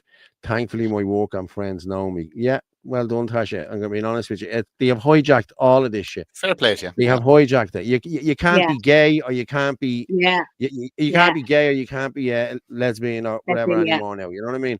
I always said this. There used to be three. Lesbian, gay, and boy. The LGB. The boy is just a greedy fuck. That's it. I'm sorry. That's it. But that's the old saying. Yeah, that's an old saying. Yeah, exactly. That's it. Yeah. You know what I mean? Like you're either one or the other. And if you want such a way with words, Paul. But it's true. and then the LGB, and then there was G, and then there was T, and like the T was for transvestite. It wasn't for transgender. You know what I mean? T was for the cross dressers and all of that shit. Like. And then they start dragging everyone into it. And some of the gays, some of the lesbians and the gays went on board with this, but a lot of them didn't. Like I know a few gay people. I wouldn't know very many. I'd probably know 3. But like, no, they're dead set against it. You know what I mean? Glenn. Glenn always speaks out about this. Look up rainbow capitalism. Just stick it into Grok or look it up on Wikipedia. It'll explain a lot. When they realized that this shit could be monetized back in the 80s, that's when it really started spiraling out of control, and then it got into the education system, and we are where we are now. But the tide is turning on it. I mean, look, just I don't know. Just I think that we need to remove certain things from society, and I'm not saying we need to go back in time. I'm just going to say, like, relationships are private. Like, it's just your relationship is private. And you shouldn't you shouldn't be waving a flag about where you like to stick your willy. And that's the reality. Exactly. I'm sorry, you shouldn't be waving a flag. It's a private interaction or whatever you want to call it between consenting adults, depending whatever into. Nobody's judging or anything like that. But it's private. Keep it in your room. No one cares. Yeah, we've said this all along. Whatever you want to do it at home. Do it in the privacy of wherever you are. You don't need to be telling. Well, give a shite whether it's illegal. You're doing it privately. Let them do what they want. But, well, okay, once it's not with kids or whatever, I get what you're saying. That's what I'm talking about. Okay. But consenting adults. That's what I mean. Consenting adults do what they want. Do what you want. Nobody cares. Don't tell anyone about it. Nobody gives a shit. If you like whatever. You know, I'm not going to go into shit like, but you know what I mean. Whatever you're into, you do that. I think you should go into graphic detail. No, my man dad's watching. No way. Oh God! Tell me if I start talking like that. No, but it's true. Like, I mean, when are we going to have? Like, we're starting to become the minority. So when are we going to have like a straight day? We have 365 straight days. What do you mean? We have 365. To be honest, I thought about that before, but I wouldn't. Why would you want it? It shouldn't. It's not something that should be. There's maybe a pride thing. We'll say 364 days of the year. So I mean, we're going to have like a straight day because that seems to be like in the minority now. No, it's not. It's the 80% of people who are, you know, just filled with apathy and stuff like that. But no, look, I'm sorry, it shouldn't be. There should be a huge amount of family days. Martin. Yeah, there should be huge. Kiki and Jasmine there about these things. Radical feminism created this mess. This generation of men are total wimps. Men have been demasculated, and it's up to our Listen, I fully agree with you. I had to fix that. Had to be done. But like, I'm going to be honest. I know guys, like there was guys I worked with, and guys like younger guys, like, you know what I mean. Probably, what am I? They'd be 10 years younger than me, say, or 15 years younger than me. Oh, great guys, the whole lot. But like, some of them couldn't change a bleeding light bulb. Some of them couldn't wire a plug. Like, this is all like 101. Like, you learn this growing up as a. You know what I mean? I started off, and this is no messing. I started off with a skateboard, took the skateboard apart, changed bits on it, and it was a lot quicker skateboard. Then I went on to bikes. I used to take the bikes apart, and then I went on to cars, and I used to do that. Like, it's just an evolution of, I think, and anyway, like, you know what I mean? Like, I've built extensions. I've done nearly everything. I've walked on ships. I've steered ships. I've done everything. You know what I mean? Whereas these lads can't even change a bleeding light bulb. You know what I mean? It's and that's down to mollycoddling and everything else with mommy and daddy as well. You know what I mean? So yeah. But the feminism thing is really feminism was created by the CIA, by the way. So there's a little bit of homework for anybody to look into it. No, I know. I've read up about it. But see, if we start talking about that, then we're conspiracy theorists again. It'll be all over the bleeding Irish Times tomorrow. It's not a conspiracy theory. Oh, I know it's not. Yeah, information is there. It's all there. You just have to read it. But people aren't willing to go looking. You don't even need to go looking for it. Like, you know what I mean? Isn't it funny, right? This is the weird thing about these. Which is, I actually need to wash my phone. It's a bit greasy looking. There is more information now available to humanity as everything. There's no excuse for not knowing. Exactly. No excuse. Because you have a thing in your pocket where you can find out absolutely everything. Okay. There's no, like, I use, just in my work, I come up against things that I might not be familiar with, or things that I just don't know how to do and stuff like that. But guess what? Google. I can find a YouTube video and literally, because every single job has been done and recorded, and you go, all right, okay, now that's where that is, and that's it. That's how it's different to this and this. So there's no excuse. So why are a certain cohort of youngsters incapable of, like you said, even changing the wheel in the car, like, or but it's laziness as well. They don't want to watch. They don't want to watch anything like that or look things up. It's different. No, I think it's different. Somebody put into the chat there, there's a lack of curiosity. And Paul, you'll get this as well. When you were a kid, everything you wanted to see, could you blow it up or burn it? Or could you make it go faster? Or could you just make more smoke come out of it? Or could you just come here and tell you, I used to take radios apart, right, and tune in the Garda frequency, and we could listen to the Garda frequency and everything years ago. That's how, you know, I was into all of that shit. I loved all that, you know what I mean? I remember stereo apart. I think my parents might be listening, or definitely one of them anyway. I remember cutting a wire off a radio and how are you, mommy? Sticking the plug in and touching the live and the neutral wire. Just wanted to see what had happened. So I think it blew a few fuses. I just jumped back into the bed, and the father got up and I heard him fiddling with the fuses. It was me. But like that's what used to happen. Like, you know what I mean? It was, you know, you were inquisitive. You wanted it.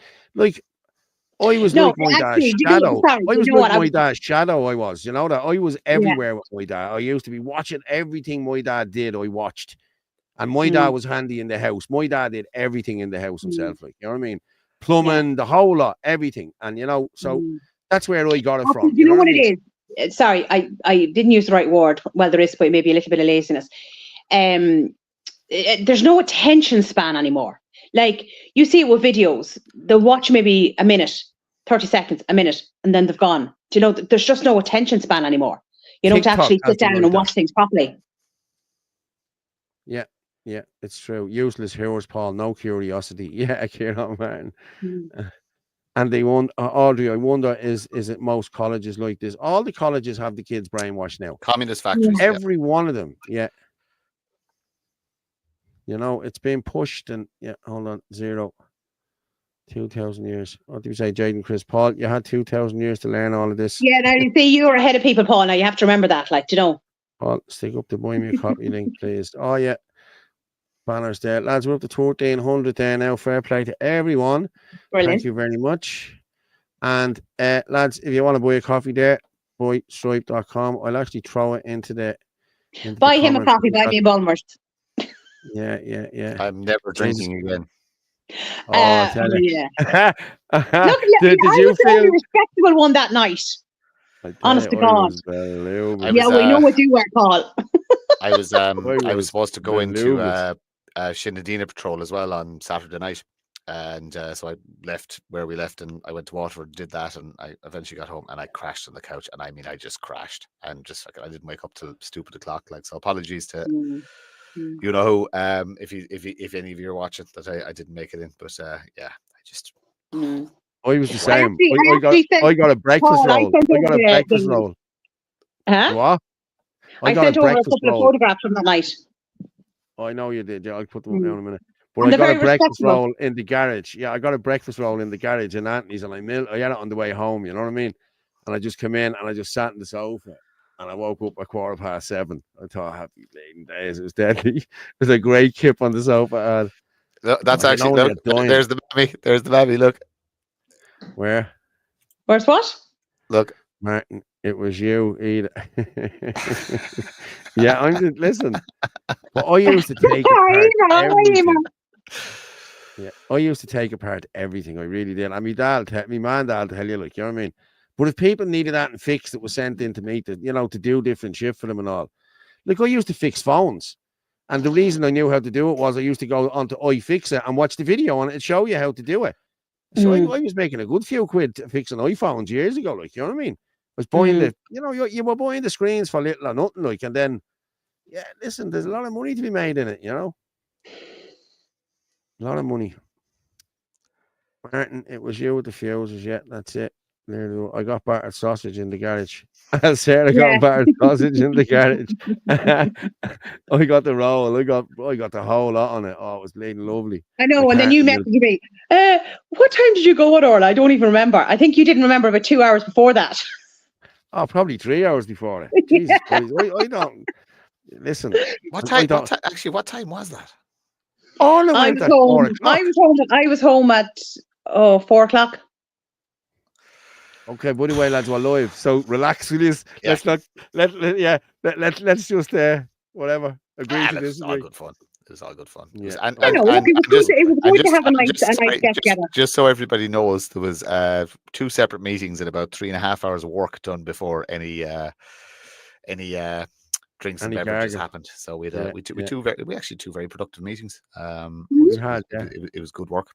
So a lot of stuff talked about and plans made for the future. It's a good spot as well. It's a nice place to have a meeting. Very chilled out. Well, no, it's brilliant. Very chilled out. Yeah. It's very, very, very good. Do you know what I mean? And it was funny the panic the next morning with I'm a disaster for losing things and the fact. Oh, did you get your phone? Yeah, because Anthony was actually, did you see Martin's phone? And I was like, no. Yeah. I think so someone had it. I think they wanted to check the data on my phone or scan my phone or something like that. So it turned up. Yeah. Nobody's trusted. The big guy had it. Nobody's trusted. No, the big guy had it. Yeah, I think the big fella had it. Yeah. But they've skills, those two. They've skills. 2 nice guys now, I have to say. They're nice guys. Yeah. The lad beside you, Orla, had it. Yeah. Yeah, we know. We got it before I left. Okay. Not so easy anymore, Paul. Apple has incorporated anti-repair designs into. Yeah, that's why I stopped doing it. That's exactly why I stopped doing them. You know what I mean? What, you can't actually open them anymore, is it? Or so when you open it, anti-repair things. I think it blows something or it does something if you crack it open. Yeah, yeah. So, but what was happening was with me, it was brilliant with me, like because just say you were getting the screen for £4, but you had to transfer everything into the, you had to transfer all the speakers and the things into all you were getting was the glass, right? And it was taking you an hour to do that, like, you know what I mean? So then it just got to the stage, I was just going on to adverts and buying iCloud locked ones for 20 and 30 quid. Just took the screen off, swapped it straight over, 90 quid for a screen, happy days, you know what I mean? It was brilliant. Yeah. No. Right, lads, we have a few vaccine ones. Is that's what you want to talk about, wasn't it, Orla? Yeah, I sent on some stuff, yes. Right, I have to jump off. Where are you going? Are you doing a Herman? Are you doing a Herman on us? Come on, now with that.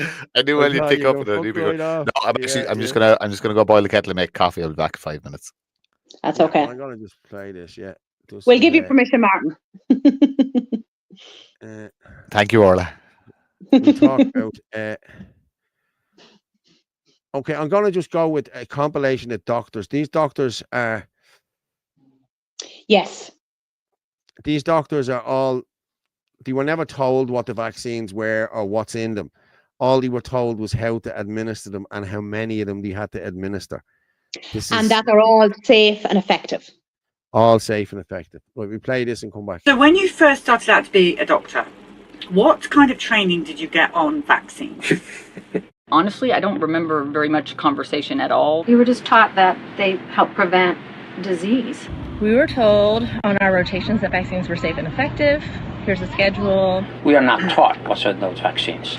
We are just taught what the schedule is like. Safe and effective, and they've saved millions of lives. We learned the schedule. We did not learn what was in them. It's amazing, but they didn't teach us very much. Here's the schedule. These are the saviors of mankind. They're safe, and you need to make sure everybody's vaccinated. In the field of vaccines, everything is great. Everything is safe and effective. Everything has been determined. There is no need to go back and look at it again. Just like everybody else, I have to go to the insert and look what's in it. I don't know what they put in vaccines. And so I kind of thought that they were saline water and like bits of viruses and it, super safe. The whole argument of your doctor has done all this research. Well, if they've done it on their own, maybe. Yeah. Well, since there was no discussion of there being anything bad about vaccines, and unless you spend some time on your own, investigating, you have the presumption that vaccines are good and that everyone should get them and that you should make sure that every child coming into your office is getting them on schedule or they're going to have some horrible illness. If doctors don't know about vaccines because they've had no training, then who are you going to trust? You have to trust the parents. You have to listen to the parents.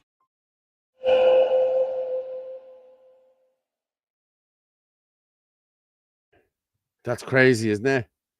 They're not. Now, I know that's on over in America, but imagine if that was played like an ad on RT. You'd have a whole different story, wouldn't you? Like, they are administering something that the majority of them haven't a clue what's even inside it. And if you look up, we'll say, the ingredients, like a lot of the stuff is all listed numbers. You have to actually Google what the numbers mean, to what the ingredients is.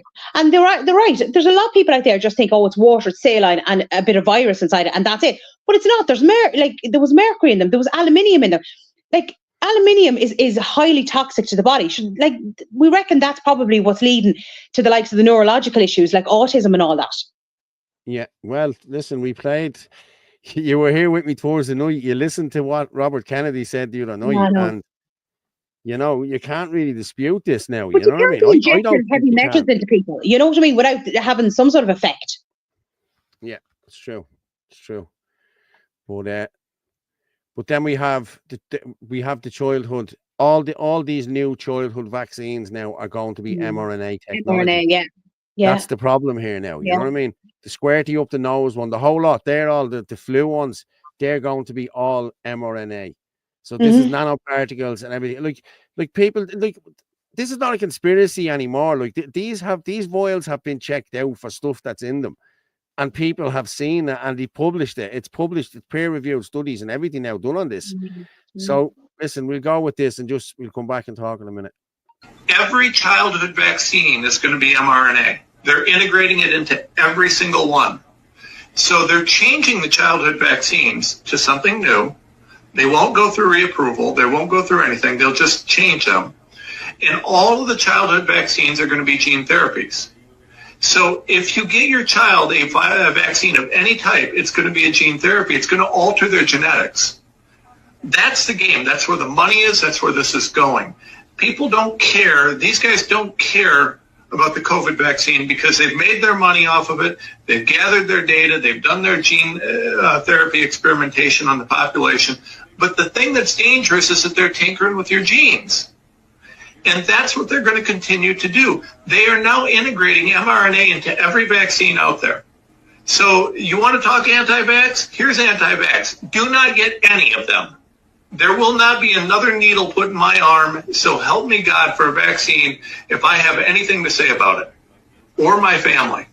None. Zero. Every one of these are now getting mRNA treatments. They're redeveloping them, redesigning them, and all of them are going to include gene therapies. There's so much money in this.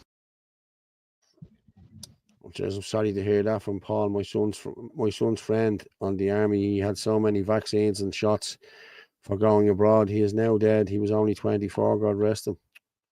So that's sad. true. A lot of them that went over to Africa got the malaria tablets and all that, and some of them had really serious side effects, like nearly a change in their personality, aggression issues, and all that. And it was traced back to the malaria tablets that were put on. Yeah, my sister. Some of them actually took cases because we know a couple of them that took cases against the Defence Forces over it. Jesus.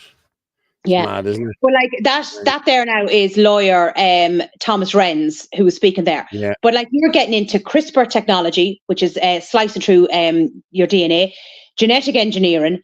Like this mRNA, like we don't even know if this can ever even be taken back out of the body. It's like, I mean, if something goes into your DNA, how do you get it back out again? You know? And like they're injecting 101 million shots into children now. Do you know? Like my son is 23, and while I can't remember fully, I think he got about 4. I think that's all he got. And then my daughter is 13, and I think she got about 8. Now, this is before I'd copped on to what was going on. But now, I don't even know what they're up to now. Are they up to 15 shots or something now? I'm not even sure how many they're up to. Like, there's such an increase. Over in America, I think it's like 72 shots to get in America. How long till that comes here? Yeah. It's a ridiculous amount of shots, isn't it? I think I actually have But like, there's no need for them. Like, I mean, we're living in a country that has, you know, a proper health system. Well, kind of. Do you know what I mean? Proper sanitation. Do you know, like, why are we still injecting children with diphtheria? Like, that's, do you know what I mean? In the slums of Africa or India where there's not proper sanitation. You know? Yeah. Like again, you've said it several times as well, Paul. Like, why are we giving babies hepatitis C? or hepatitis B. Like, that's for prostitution and drug, people who are into drugs. Yeah. It's absolute madness. And then they're given a COVID shot nearly every month now at this stage. I'd say if you go in to buy a litre of milk, you'd be offered a COVID shot. Well, that's I'm how going to frequent show it is you. Yeah, and they're still texting, they're still ringing up. Well, it's your spring booster now. Get your spring booster. Yeah, I'm just sharing this here. I don't know whether you can see it. But in 1960, the doses were 5: polio, smallpox, and DTP. In 1983, it went up to 24. And in 2016, it's at 69. Look, you get influenza at 18 months, Hep A 18 months, influenza 42 months. Like, lads, come on. There's no need to be giving healthy kids these injections. It's wrong, you know what I mean? And look, like, there you go, 1983. And in 1983, that's when they started this, rolling these out like that. And it's since 1983 onwards, the autism epidemic has gone through the roof. Yeah, like and all the allergies, you know what I mean? all your allergies. Do you know what I mean? Like you know, I mean, I remember lads, when I was in school. Like, where did you okay? I knew one guy or two that had asthma. I never met anyone with a peanut allergy. Never to mention all the 101 million allergies there is now. Well, Joan posted the other night. She said that the reason for the peanut allergies is they used to use mercury or something in the thing, and they changed it for coconut oil or something like that, or some sort of oil, and that's what caused that. You know what I mean? Mm. But, and do you know what? Do you know what's scary as well, right? If you look through that list, you should probably see. I wonder is it under, because I can't see it clearly on the television here. The rotavirus. It's like the vomiting bug. 6 months. 6 months. Yeah, right. That is banned in France. Banned because it causes twisted guts in babies, and babies have died. So if a shot, because I won't use the V word, if a shot is banned in one country because babies have died, why are we still giving it in other countries? Yeah. Like, why is those questions not being asked? Yeah, I put. But how many people know about it? They probably don't know about it. Yeah, it's true. You know what I mean? With the mercury and everything else, it's just and the aluminium and everything's in it.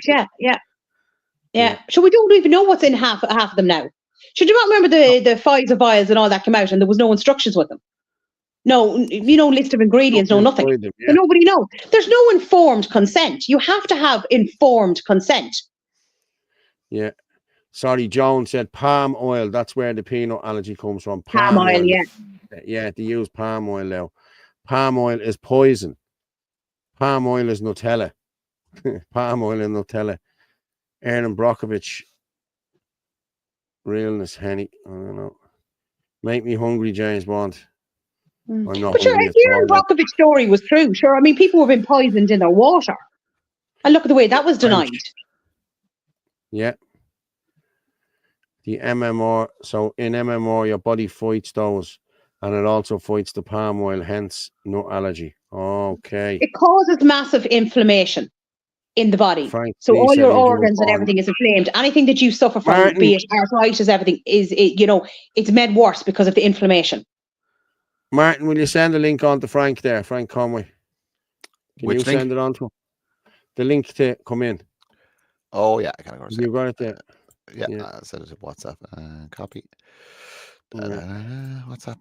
We haven't got much more anyway to talk about. But like you think about it, we'll say in Australia, you have the chickenpox shot. Why do you have a shot for the chickenpox? But like generally, the chickenpox causes no real hassle to children. Do you know, they're a bit itchy for a few days. That's it, over and done with. So why do you have a shot for that? The side effects of that shot could actually be far worse than. Do you know what I mean? Yeah. We'll say the virus itself. There's palm oil in cereals, WhatsApp group. The palm oil and everything, yeah. Yeah. I grew up with lead pipes. Breast cancer, lol, not breastfeeding. Sorry, whatever. Johnny, but the vaccine they push for girls in secondary school to prevent ovarian cancer. Then the toxic feminists were up in arms because the boys weren't getting it. And now they are. You know, that's... Yeah, like, why is boys getting the HPV? Like, that is madness. As I said, I was very open. Last year, my daughter was in first year and she didn't get it. She didn't get the HPV and she didn't get the 3-in-1. Yeah. Paul's been doing it all night, cancels me out. Sarah and Mary. Oh, because I said, Sarah put up a thing going FFS. And I was like, Sarah, stop cursing. No, I don't think Paul's cursed tonight. Oh, I just seen lol. And then I seen Paul's been doing it all night, cancels me out. I didn't even see it there. I don't think so. I don't think so. Yeah, Link has gone into the media group there anyway, so. Cool. Okay. Cooking chips and chippers in palm oil. Yeah. Nobody should get HPV. Yes, I agree with you. And the side effects of HPV are really bad in Australia. Like, girls have been left infertile from it. And also, it's shown up as well that if you do end up with cervical cancer, it's made worse for those who have taken the shots. So why have they been given? I'll tell you why. I'm just going to play a video here that'll tell you why. This is Bill Gates in 2008 telling Klaus Schwab what it is. You leave behind a legacy of having transformed the world into I would say, into an information society. Now, if you look forward and at your next career step, career may be not the right word here, but at your next life phase, what would you like to see as your legacy in 10, 15 years? Of the new work? Of the new work, yeah. Of your new function. Well, I set very ambitious goals because I'm quite optimistic. If you look at, say, the 20 diseases that our global health program goes after, I'd hope that within 15 years, over half of those, we could have had a very dramatic impact. You know, huge change in the mortality rates in developing countries, which then has this effect of reducing population growth. That's this big benefit that then makes everything like education and nutrition a lot easier. So I have very high expectations there. I hope many will follow you. We will facilitate it in any case, because that's the mission of the World Economic Forum. So yeah. Do you know what he's like? Isn't he's like a smiling devil, isn't he, Bill Gates? How are you, Frank? How's things, buddy? Well, Paul, how are you getting on? You keeping Hey, Frank, really can't see you there. Power cuts? Power cuts in Waterford? Yeah, no, I'm not in Waterford. Oh, you're still on holidays. You're still on holidays. I Very am, good. Martin. Yeah. So I'm on the balcony out here now, so I don't know what's a good lighting area. Oh, you're all right. I went to night school. I can see you. Don't worry. God love him, Frank. Paul's been around a long time. He's adjusted. Sure, he's probably had a lot of carrots anyway, has he? Oh, loved them. What's are you in Lanzarote? Is it? I am, Martin. Yeah. What's left to go. I haven't been in a few years. What's it like over there? Is it still the same? Sure. Look, it's lovely. It's no chemtrails. You know, there's an airport out the road, so there's nothing like that out here now. So it's lovely weather. It's a bit. You know, there's a bit of cloud cover at times, half the day. Now, today was a bit windy, as you know. Lanzarote is typically like that this time of the year, but it's deceptive in terms of it seems cool, but you get pretty scorched, you know. Yeah. So what are the demographics like in Lanzarote now? Yeah, sure. Look, I was here. I think when you were around here, then back was it 2003? You were out here, Martin? Yeah. 3 and 7, I think. Yeah. Yeah. So I was out here around then as well, and it was about a couple of years after that again, like maybe 7. I was out there, and within those 5 or 6 years, I thought there was quite a change. To be honest, the demographics have changed, you know, like a lot of services staff now, they would be Moroccan.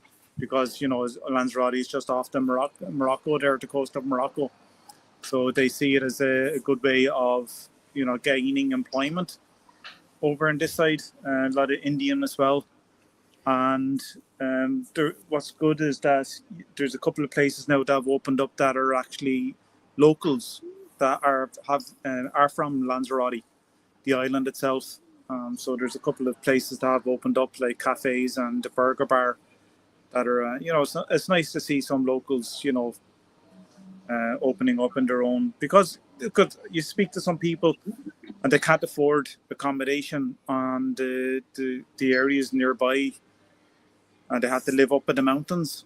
So that's the way it is there, I guess.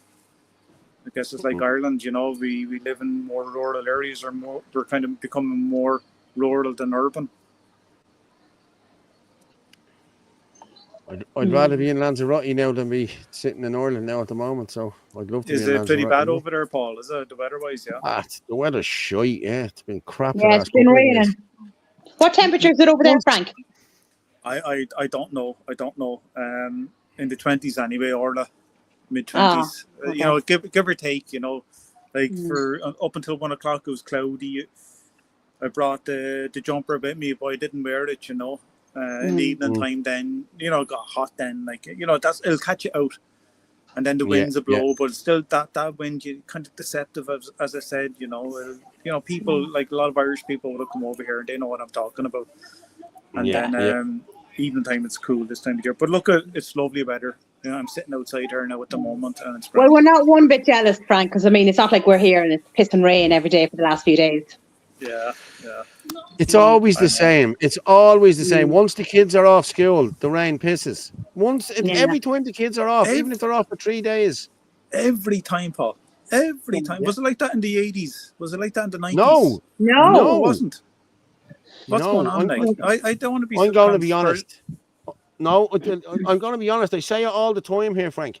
When I grew up I was born in '68, so it's 70s, 80s, 90s. I was a wild child. I was a mad joke. You know what I mean? That's 15. I was going to say 8. Yeah. But like we used to. I'm not messing. For the whole 3 months of the summer, it was sunny. There was no rain. There was no anything. Like, you know what I mean? It was, and we used to go out and we'd be in fields. We never had sun cream. We never had anything like that. We'd be black. You know what I mean? And you'd know. You know what I mean? Like, but that was the whole summer. And we'd go missing from 9 o'clock in the morning. We'd leave the house. And we'd be gone to the beach, be mad know where we are. We'd have a pound or two to get chips and a tea, and you'd be home then by 9 o'clock. Nobody ever worried about you. They knew who you were with. They knew what you were doing. They knew you weren't stupid, that you wouldn't do anything stupid, you know. But now it's... I only had that conversation yesterday. Yeah, 100%. Let the kids out of your sight, you know. It's brutal, like, you know. Once June hits now, that's it, like. Yeah. You know, like my kids go away for a couple of months, you know what I mean? They go down the country, like, you know what I mean? And it's great when the weather's fine down there, you know what I mean? But when it's pissing rain down there, it's... Paul, did you get the link I sent you about the start of the show? Somebody said about the talking to trees in Trinity College. Yeah, I didn't. Where is it? Should be send on WhatsApp. Yeah, it's sent on WhatsApp. Yeah. Frank, I see you have a bit of a fan base already. What's that now? Michael, John, and a few are quite happy to see you, Frank. All right. Is that the messages coming through, is it? Yes. So, yeah, you've got a fan base already. Sure, look, we have to start somewhere anyway, Orla. That's great. That's it. Where's Michael Dennis? Look, you're going to say, Angel's gone. Look, she's gone running there. Not interested. Okay, that didn't last too long. I saw. I didn't. I was like you, Orla. I was listening. Who said that they were watching that video of the Trinity, and then they couldn't watch more of it? You know, I was the same. I watched it. I have it here. Of it. Yeah, like, but look at trees do. Look at that man. Yeah, it's good. I didn't see it. You can. I'm going to show it now. You can generate electricity from trees. You know that, yeah. Mm-hmm. Yeah, and the plants and the leaves and all that. But like creating an AI model to have a conversation with them. I'm sure everybody made a potato clock at one stage or another, didn't they? Yeah, I'm sure they did. Yeah. I'm going to play this, lads. All right. So I'll share this out and we'll play it and come back.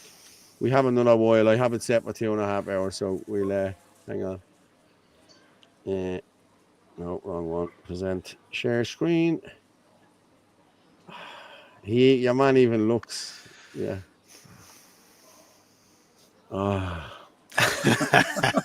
Evan Greenlee. Yeah, my name is. You could make it up. This is the Talking Tree project. It all started when I thought, could I make nature have a voice?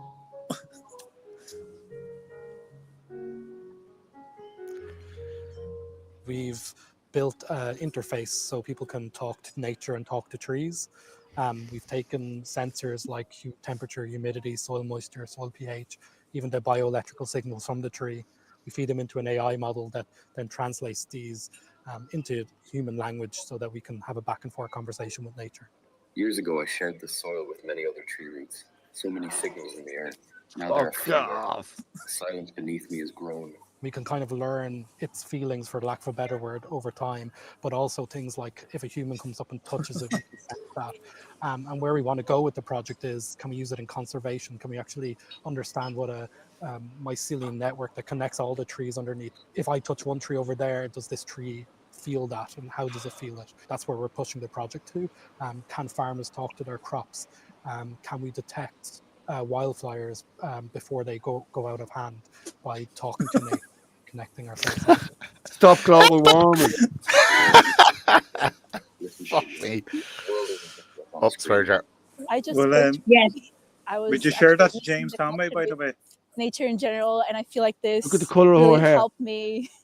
It was a very strange and surreal experience because I passed by this tree for the last 20 years. I've passed by it nearly every day. They never said that to me. Very unique experience and kind of quite emotional, actually, in a weird way. It's important to try to make more of a conscious effort to get out and connect with nature. So it's a good reminder of that, I'd say.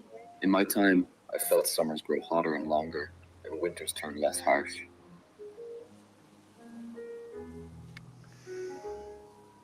Oh, such shit. Using AI to, using the AI, I'm sure they pushed whatever narrative they wanted to get across. As sustainable as possible. So we're not using any cloud resources to run this or energy intensive sources to run this. Everything is actually hosted locally on the device behind me.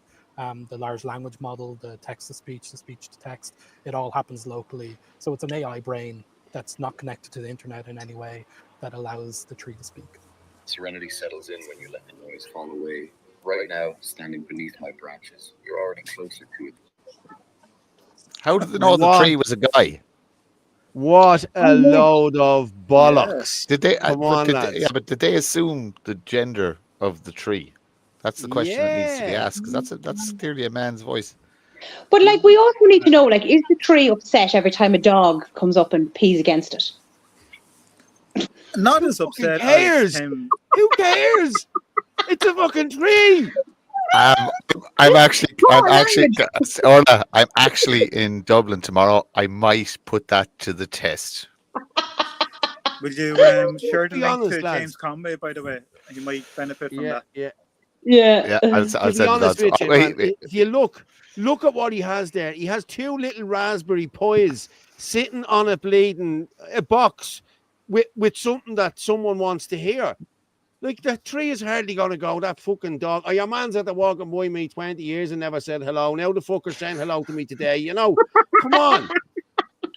Fuck off. The swear jar again. Look, sorry. Yeah, I know. But you know what you'd love to know as well is, like, what are they getting paid for that? Like, how much money is going into that rubbish? Huge grant. Grant. It's AI. Of course it's a huge grant. And look who's promoting it. Frank, you'd probably be able to find out million. When you're back to work. Say that, Martin, you broke up. You'd probably be able to find out when you're back to work. Probably. Come on, man. Magic mushrooms. That's exactly it. That's what it's like. Just take the mushrooms and you'll hear the trees. You gobshite. You know what I mean? Fuck's sake. Get back into it. You taste the muck in your mouth. You think you're talking to trees. Hey, come on, lads. Get back to nature. You know what I mean? Instead of this bullshit AI, like, it's just ridiculous. Like, seriously. Yeah, I know. And this is what 750 million euro gets you on RTE, because they're promoting this shit. Like, you know what I mean? Yeah. Oh, lads, it just boils my bleeding blood. I swear to God, it really does. Up to 1,400 there, people. Fair play to everyone for sharing it out. Any news, Frank? No, I feel I'm trying to touch in every day, to catch up with a few things. I missed a few meetings and spaces, kind of touching and out, kind of jumping in, listening anonymously. The furore over what happened with Tucker McGregor, trying to filter my way through that. I haven't even listened to the whole interview, but I've listened to half of it. Yeah, I only listened to about 12 minutes of it now. So look, we meet again on Tuesday, and but other than that, no, I have no other news. No, I'm kind of trying to catch up now, to be honest, Orla. All quiet, when you're kind of away from everything, you could easily switch off, but I still want to touch base. You probably should just switch off, and we should all do it. I'm saying after the 26th. I saw that. Give it a week just to see where the pieces fall, and then everybody should just take a few days off. Just turn off the phones. Just go piss in the someone just put in the comments there. I saw that Conway was old. No, he's not. So then she goes, "That's Frank Conway there, Davina." Yeah. So somebody thought you were old. You Google Frank Conway local elections there, Paul, right? Or you Google Frank Conway economics, and you'll have Frank Conway from MABS, the Money Asset Bureau, and he ran in the local elections for Fianna Fáil. Oh, that's probably who they think it is. There's two of us, and he's got a few years on me, so. Right. Yeah. Well, you missed a great meeting on Friday. Very productive. Well, for some of us. It was a great photograph now, to be honest. Paul, stick up a couple of photographs. I will now. Hang on. I just have to make sure I'm sharing. The one behind the bar is particularly good, isn't it, Martin? Look, you asked me for a pose, so I gave a pose. Yeah. Oh, we'll do the one at the fire first. Yes. It's a good one. At the fire first. Yeah. All good. I'm in it. Oh, for God's sake. There you go. That's the team. Is the floor slanted or are you on a boat? Look at this one. We're just at Martin. Were you on a stool there? I'll tell you one thing. He was going downstairs. That's at Orla's request, just to make fun of my height, be even smaller, which is fine. But the worrying thing about it is, why is my head so big compared to everybody else's? Are you standing up, Martin? Huh? Here, Martin. Far away, near. Far away, near. You're near. We're far away. Well, there's not that much of a difference between us. Jesus Christ, my head is massive. And Anthony looks like he's like a giant or something in that photograph as well. Yeah. Jesus, Paul, you're very close to Anthony there. Well, hey, he jumped into me there. You know what I mean? Yeah. They're just jostling for position. I'm in charge. Yeah. Oh, Lord God. Oh, that's a good one. That was quite funny. It is. It's a good one, yeah. And Paul, I have to say, poor Tom had to kneel down nearly because he's like about 7 foot. As Tree Book says, they were lovely, creamy fucking pints. Weren't they? Good, aren't they? Wow. Man. It's nice when you're able to pull your own pints. Like it's a lovely spot. Brilliant, yeah. Yeah, well, it took a few goals, Martin, for you now, wasn't it? Not at all. I don't do lager, you see. It's an alien concept to me. So creamy pints, no problem. They were lovely, but I couldn't figure out the lager. I was the same. The creamy and everything was very civilized until the whiskey came out. I told you, Martin. I told you. What did I tell you? As soon as that whiskey cracked open, boom. It's like giving whiskey to the Comanches, I'm telling you. What's the whiskey? Oh, it's like giving whiskey to the Indians, giving it to me, man. I tell you. There wasn't whiskey in the morning. The bottle was empty, so I know what happened. I know. Did you see the head of me the next morning? I couldn't see it the next morning. Everything was blurry and I couldn't find my phone. It was after my phone. I can't find my phone. It was like a Larry's bleeding sandal, man. I swear to God. It was in an awful state. 3 cups of coffee and man, I had 3 cups of coffee before you come in. Like, you know what I mean? It was He's a sound all skin though, isn't he? Yeah, brilliant. Yeah, brilliant. I have to say, yeah. The groovy gang. Well, as you can see, the only one, Frank, that had a bit of manners that night was myself.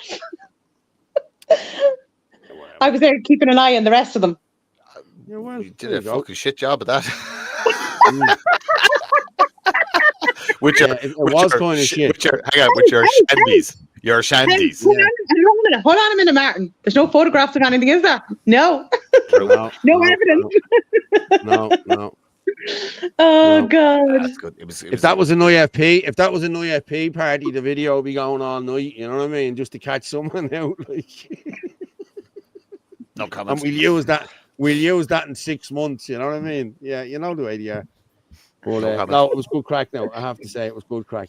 Really was. I enjoyed it. Oh, I know it was good. It was good crack. And Tom, every time I turned around, Tom was on another coffee. I swear to God, he must have had about 10 of them. I saw him. He actually went out and recorded a radio interview as well. During that, after the meeting that was played the following morning. I think Tom. he hung up. Yeah, he was actually doing. Yeah, he went out. He was in the Jeep doing a meeting. Yeah, he radio was in interview. the Jeep. Yeah. He's good. I have to say, he's good. He's some man. Listen, he's some man for work. I have to say, no, he never stops. Fair play. Yeah. There's a big And I'm just have to see Sarah's message there. She said Paul was like Johnny Cash, dressed all in black. Yeah. I mean, we just know what he mean, like to bless ourselves, the start of Decade of the Rosary. There was a sing song as well, wasn't there? Yeah. Anthony had the guitar. He was trying to play the guitar, I kept giving him a stick, didn't I? I kept telling him. He did a good job. I know. I have video of that. Yeah, I think I told him a couple of times, you're shy on that thing. Do it a bit louder, do it a bit faster. Oh, stop. Yeah. Frankie, just be grateful you were over Lanzarote. That's all I'll say. Nah, we'll be doing it again. So it's good. And look, and there's the other thing to be said as well. Look, there was 3 hours work done before any fun was had. So it was 2 very, very productive meetings. So, 2 very good meetings now, I have to say. And a Shinadina meeting, and it was great to get some heads together and a couple of people who hadn't met before and stuff like that. So it was very, very, very, very productive. And again, thank you very much to our host. It's a fantastic location. So yeah. We'll be. Get that out of your phone now. Delete that out of your phone just in case your phone is taken. We don't want anyone knowing where that is. You know what I mean? That's the secret hideout. You know what I mean? That's it. Fuck that. We need we need 1 or 2 more. We do need 1 or 2 more. Yeah. There's do you remember the 2? Actually, do you know what we have to? I know it's a bit out of the way for a lot of people, but do you know the two brothers we met from Kerry? Yeah. They were 2 good guys. Yeah, we should head down to their. What are you laughing at, Orla? Michael's comments. Somebody put something in the comments. What was it? Just go back one. Michael John. Just go back. Michael John. I'll be snogging all the handsome men. You won't. You have to pay. You have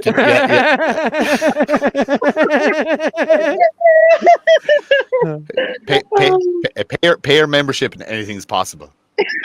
Maybe. Maybe if the whiskey's out again, Paul. Paul, if you don't think I'll prostitute you for the cause, I will. You as well, Frank. We might borrow that device from Trinity College there, and we'll see what happens. We'll connect it up to Paul and see what he says when he's. Oh my God! Almighty, could you imagine? It'd be all bad language. Lord! Don't mind it. It's all show you. It's all what you want to hear. Like your woman came along there and with the bleeding purple hair and say, "Oh, I used to be a tree. I've been doing this for a year," and she's all sympathetic to the tree. This is what I want you to do. It's why do you see? And, look, she has purple hair. Look at this fella with his cap. Jay-Z hasn't seen anyone in years. Well, I used to see here, and I was the tree, and he feels good about himself because of AI. It's all shy. Is Jaden still there? If you we need a picture of Paul and the tree and a witty comment. Oh, Jaden, that's your next project. I have to say, I love them all. I do. You know what I mean? I really do. Daniel's just have to send me in. Christ has risen. Happy birthday. Yeah. And I'll just share that there, just so as we can, because we're on Easter, and we're still Easter. So there we are. Happy Risen Day and happy birthday. There you go. I have a problem with this image. I did see it from just earlier on. Here's a problem with AI, right? And it's not the problem that you think, right? It's not the problem you think. Just pull up the image again. I know, Paul, pull it up again. It's right. Look at the sheep in the middle. Zoom in. Yeah, the two heads. That's not good. That's not good. That's the issue, and that will tell you there is something definitely wrong with me. That's what I picked up on this image, not anything else. Yeah. You look at this one's little head. So let's look at its arse more than its head.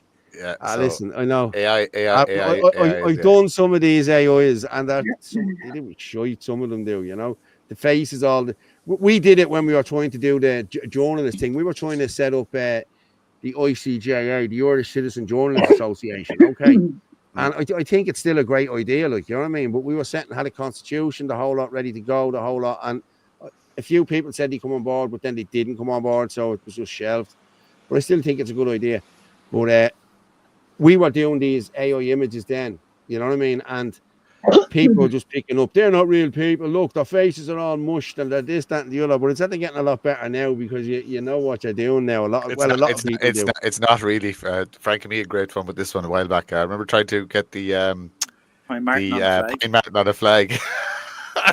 Well, I did a better job now, and I thought it was pretty bad. Like, and you actually got a physical Pine Martin on a Pine Martin actually on a flag, as in literally on a flag, not funny. AI is good, but it's not quite there yet. Really, Jaden has asked me, can I play this video that you will like it? I want Martin to see it because he values your. Okay, just bear with me there. Okay, this is a libertarian thinker, Hans Hermann Hoppe, on anti-white ideology. Oh yeah, Hermann Hoppe. Okay. Okay, we'll have a look at this and we will come back. We have a few more minutes to kill. I can't say that word. I feel like sometimes that I'm courting the libertarians and then they're courting me back. It's a very interesting relationship. Yeah. You and the evil people doing real evil things to real private property owners. Most importantly, of course, the ruling elites in charge of the state apparatus, as every libertarian would have to admit. No, one surely has no obligation to be nice to them. And why is it in particular the small minority of white, gentile, heterosexual males, and especially its most successful members, that owe some extra kindness to the vast majority of all other people? Why not the other way around? After all, most, if not all, technical inventions, machines, tools, and gadgets in current use everywhere and anywhere, on which our current living standards and comforts largely and decisively depend, originated with them. All other people, by and large, imitated what they had invented and constructed first. All others inherited the knowledge embodied in the inventor's products for free. And isn't it the typical white hierarchical family household of father, mother, their common children, and prospective heirs, and their bourgeois conduct and lifestyle that is everything that the left despises, discourages, and maligns? Isn't it that lifestyle and that social order that is the economically most successful model of social organization the world has ever seen, with the greatest accumulation of capital goods and wealth, and the highest average living standards? And isn't it only on account of the great economic achievements of this minority of victimizers that a steadily increasing number of victims could be integrated and partake in the advantages of a worldwide network of the division of labor? And isn't it only on account of the success of the traditional white bourgeois family model also that so-called alternative lifestyles could all emerge and be sustained over time? It is white heterosexual men who have demonstrated the greatest ingenuity, industry, and prowess. And it is societies dominated by white heterosexual males, and in particular by the most successful among them, which have produced and accumulated the greatest amount of capital goods and achieved the highest average living standards. Do your own thing. Live your own black, brown, feminist, Jewish, homosexual life as long as you do it peacefully and without invading other people's private property rights. If, and insofar as you are integrated into the international division of labor, you do not owe restitution to anyone, nor does anyone owe you any restitution. Your coexistence with your supposed victimizers is mutually beneficial. But keep in mind that while the victimizers could live and do without you, albeit at a lower standard of living, the reverse, the disappearance of the entire victimizer class would imperil your very own existence. Hence, even if you don't want to model yourself on the example provided by white male culture, be aware that it is only on account of the continued existence of this model that all alternative cultures can be sustained at their present living standards, and that with the disappearance as a global effective Leitkultur, the existence of many, if not all, of your fellow victims would be endangered. This does not mean that you should be uncritical of the Western white male-dominated world. After all, even these societies most closely following the correct model also have their various states that are responsible for reprehensible acts of aggression, not only against their own but also against foreigners. But neither where you live nor anywhere else should the state be confused. Not the Western state, but the traditional, normal, standard Western lifestyle and conduct of Western people, already increasingly under heavy attack by their very own state rulers and their drive toward totalitarian social control. It is these people and their culture that deserve your respect and of which you are a beneficiary.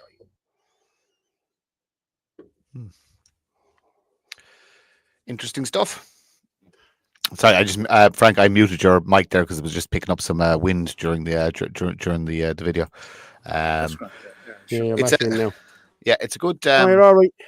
It's a good concept. So for anybody who didn't hear all of it, so basically he's basically saying that our civilization, the Western world, has created and provided so much that even if you were, now the Irish didn't do this, but let's just say you were part of the British Empire in the past, you still benefited. The net benefit to having that system forced upon you is still better. You know what I mean? Look, Europeans created almost everything. You know what I mean, that we take for granted today. And if you destroy that society, if you take away that, what we have, the mom, dad, and family unit, and you go to work and you produce. It's about production. You know what I mean? And then you reap the rewards of your production. That's essentially what it's about. If you take away that system, everybody suffers. Everybody suffers. What we do need to address is, and I've gotten a lot of flack on this in spaces and stuff like that for saying this, we do have to address the welfare state in Ireland. I'm not for a second saying there should not be a safety net, but I have a very clear definition between those who can't and those who won't. And those who can't, you have to have a system in place that assists them. You know, because I won't have humans falling through the cracks. But you essentially tell those that won't that you're not getting anything. You must fend for yourself. Now we'll make it to.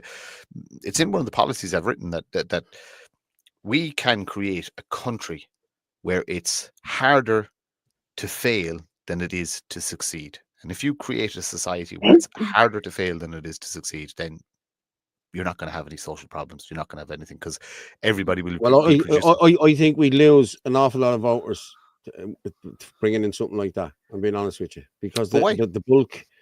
I think we would. I just do think we would. A lot of people would say, no, I wouldn't be voting for something like that. You know what I mean? Because a lot of people do just stay on. I understand why, and I get all of that. But they're not going to vote for you, man. Oh, yeah, but okay, so here's would you not like a higher standard of living? So you're willing, these people that you're talking about who are getting what 220 or whatever. Yeah, look, they might be lucky enough to get a council house, and they might be lucky to, but whatever. But you're still scraping to make ends meet. Do you not want more? Yeah. Do you not want better options for your children? Do you not want to have to? Do you not want to have to live week to week? Do you not want to have to worry about your car breaking down? Do you not want to have to? If everybody is producing a small little bit, all of them things. Yeah, but if everybody's producing a small little bit, then everybody reaps their reward. Now, of course, look, you need a responsible government in place as well that doesn't waste money. I'm not talking. I'll give you an example about people kind of worry about, oh, he's going to cut social welfare, he's going to do this, that, and the other. Well, I actually think moms should get paid to stay at home and mind the kids. So there's free for anybody who gets onto the model that Hop spoke about there, which is mom, dad, and kids. That's I'm going to get killed for this. That is still production. Creating humans is production. It's your the whole ethos of the family and rare. Don't say breeding, right? Don't say breeding. Just about to say that. Don't use that word. Don't say the D word. That's Tom's word, and I support it. I endorse his message. But if you actually do that, you're willing to do that, get married and raise a family and 4 or 5 kids, or like that, you should be paid, because you're doing the country a service by having more white Irish children. So it should be done. And then, like I said, there's other things we can look at. We can look at healthcare. We can look at. There's lots of things that, like, nobody's going pulling the rug out from everybody, but everybody has to do a little bit. And it's fulfilled. People don't realize it. If you're caught in one of these cycles where you have been denied opportunity because of whatever, where the housing stage came from, or your school. It goes back to the education. School isn't for everybody. It's about identifying that we need to really look at our education system, because there are people out there that have huge amounts of skills and knowledge and have ability, but the school system just wasn't for them. They couldn't function in that environment because it's not a natural environment. So those people, you have to find a different way to reach them and give them something. You can't tell me there's anybody, or that there's a majority of people that are happy sitting at home doing nothing, fucking smoking weed and drinking cans. That's not an existence. That is not an existence. And there's so much more to life than do that. Now, the other side of that, in the current system, I've worked all my life, yet I still live week to week and month to month.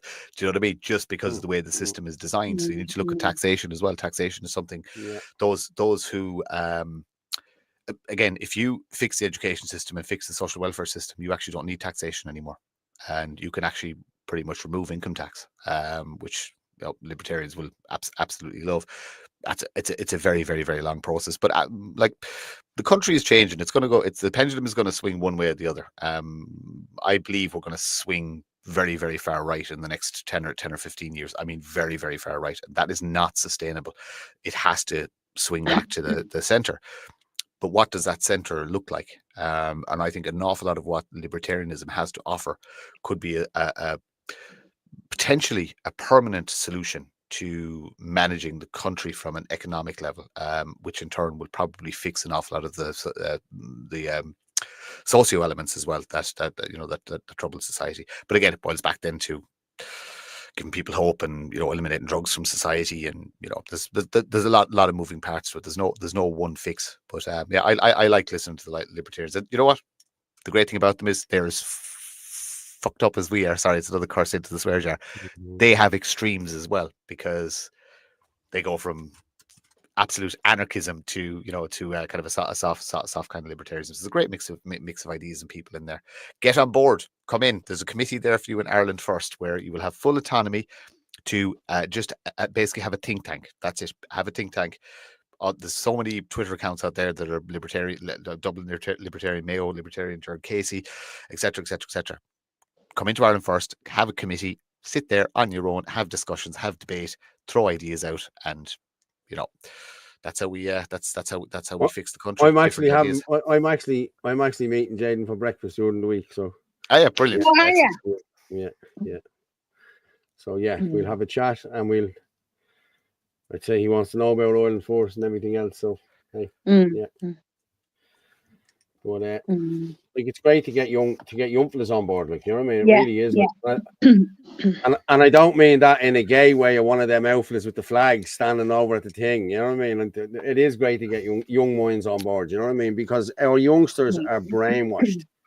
They really are. I actually was just thinking, Paul, do you know the way you're very popular with the older ladies? We should maybe do some sort of special offer that if somebody gets a membership, they can get a date with Paul. You ever get a grip, will you? You're mad joking. Afternoon tea with Paul. Martin said he had no problem in putting Paul out there. Yeah, I know. What did you say, Frank? It's anything for the cause. Sorry, Frank. They could get afternoon tea with Paul. Yeah, afternoon tea. Yeah. Burger King. Tea breakfast. You like the American gigolo?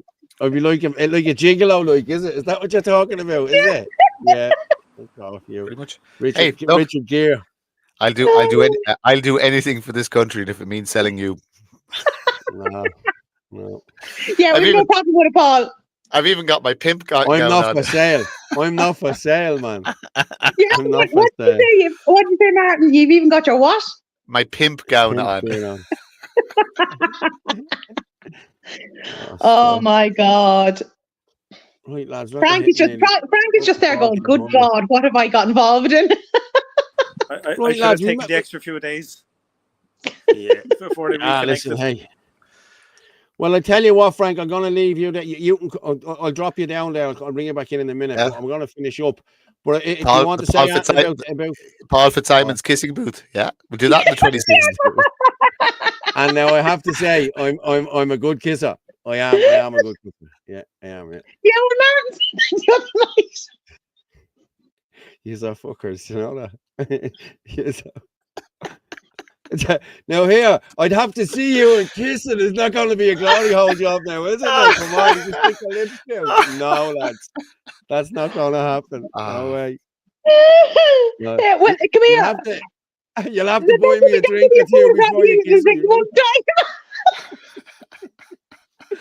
Oh, you're a funny bastard! I swear to God, you're funny. There's a swear jar again. Yeah, well, you're making me course.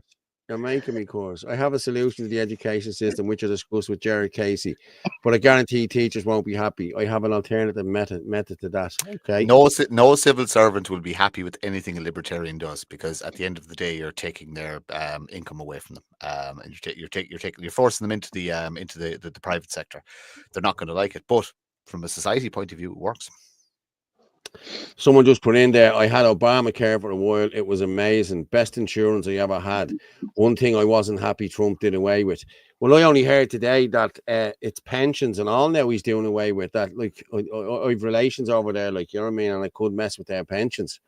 What he's doing, like, you know what I mean, with the pensions and the whole lot. So, you know, people aren't happy either, you know what I mean? But I suppose you can't please all of the people all of the time, you know what I mean?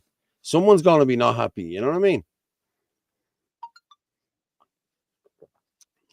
Was I talking there? Did you hear me or what? Or, yeah, we did. Right. Paul, just before we finish up, what are the numbers? 1,400 were at. Oh, brilliant! Great. Yeah, we're at 1,400. I did share it already, did I? Maybe I didn't. I had it ready to go there. You know what I mean? So yeah, but yeah, Frank, do you want to say anything about the protest on Saturday? Ask people to get there. Yeah, I guess you know, do our best, and I don't know. I honestly don't know what's going on in terms of some announcement or anything that's happening. But look, other than that, we're there for a reason, and that's to kind of keep fighting for the cause. And some people might think that protest is not the answer, and they kind of felt that the same way. But this is a big one, and it'd be great to see, you know, a big number out there, and looking forward to it myself. Great. Lovely, Frank. I'll drop you down, okay, and I'll talk to you in a minute. Martin, do you want to get up there and say a piece for that? Yeah, look, same as make the 26th. GPO tomorrow as well. I think it's 1 o'clock. I could be wrong. I'm hoping it's 1 o'clock. But yeah, GPO tomorrow. Anybody who's around, just look, just be there. It's a nice commemorative event. And then on the 26th, come bring the wife, the parents, the grandparents, the brothers, the sisters, the kids. Just bring these are always fun day outs. And also, if anybody can track the movement of the 2 water cannon the government bought, I'd really appreciate that too. Thank you. I'll drop you down there, Martin, and I'll talk to you in a minute. Well, thank you very much, Orla, again tonight. It was brilliant. Fair play to you. It's been emotional as per usual. I'll let no problem. And just for anyone next Saturday, please bring the swear jar, preferably a big one. Paul's going to need it, and drinks on him afterwards. Yeah. Yeah. There's no drinks on me. Oh, shit. Sorry, Orla. I threw you down there. Okay, I'll drop you down. Okay, and I will talk to you later. See you in a minute. Talk to you in a few minutes. Now, let me just get myself ready here, people. You know yourself. No, that's the wrong one. I want to do that. Yeah, I need to change that bad boy. Boom. But, yeah, anyone, if you can, please, the 26th. Anyone who knows me, anyone who follows us, anyone who does anything, please make sure you're there and bring someone with you. Bring your ma, your dad, your brothers, your sisters. Bring everyone there. We need to make a statement. You can't get school places in this country. It's gone ridiculous to get school places. Hospital places are gone through the roof. We can't get anything. You can't get dentist appointments. You can get nothing. You can't get a house. People can't buy houses. If you're them people, if you're living with your mother and you're 30-something, come out with your kids, please, on Saturday and show this government that we mean business. And thanks very much for this evening, everybody. It was a great evening, though, I have to say. And as I say every night, the truth is like a lion. You don't have to defend it. You just let it loose and it will defend itself. Good night and God bless.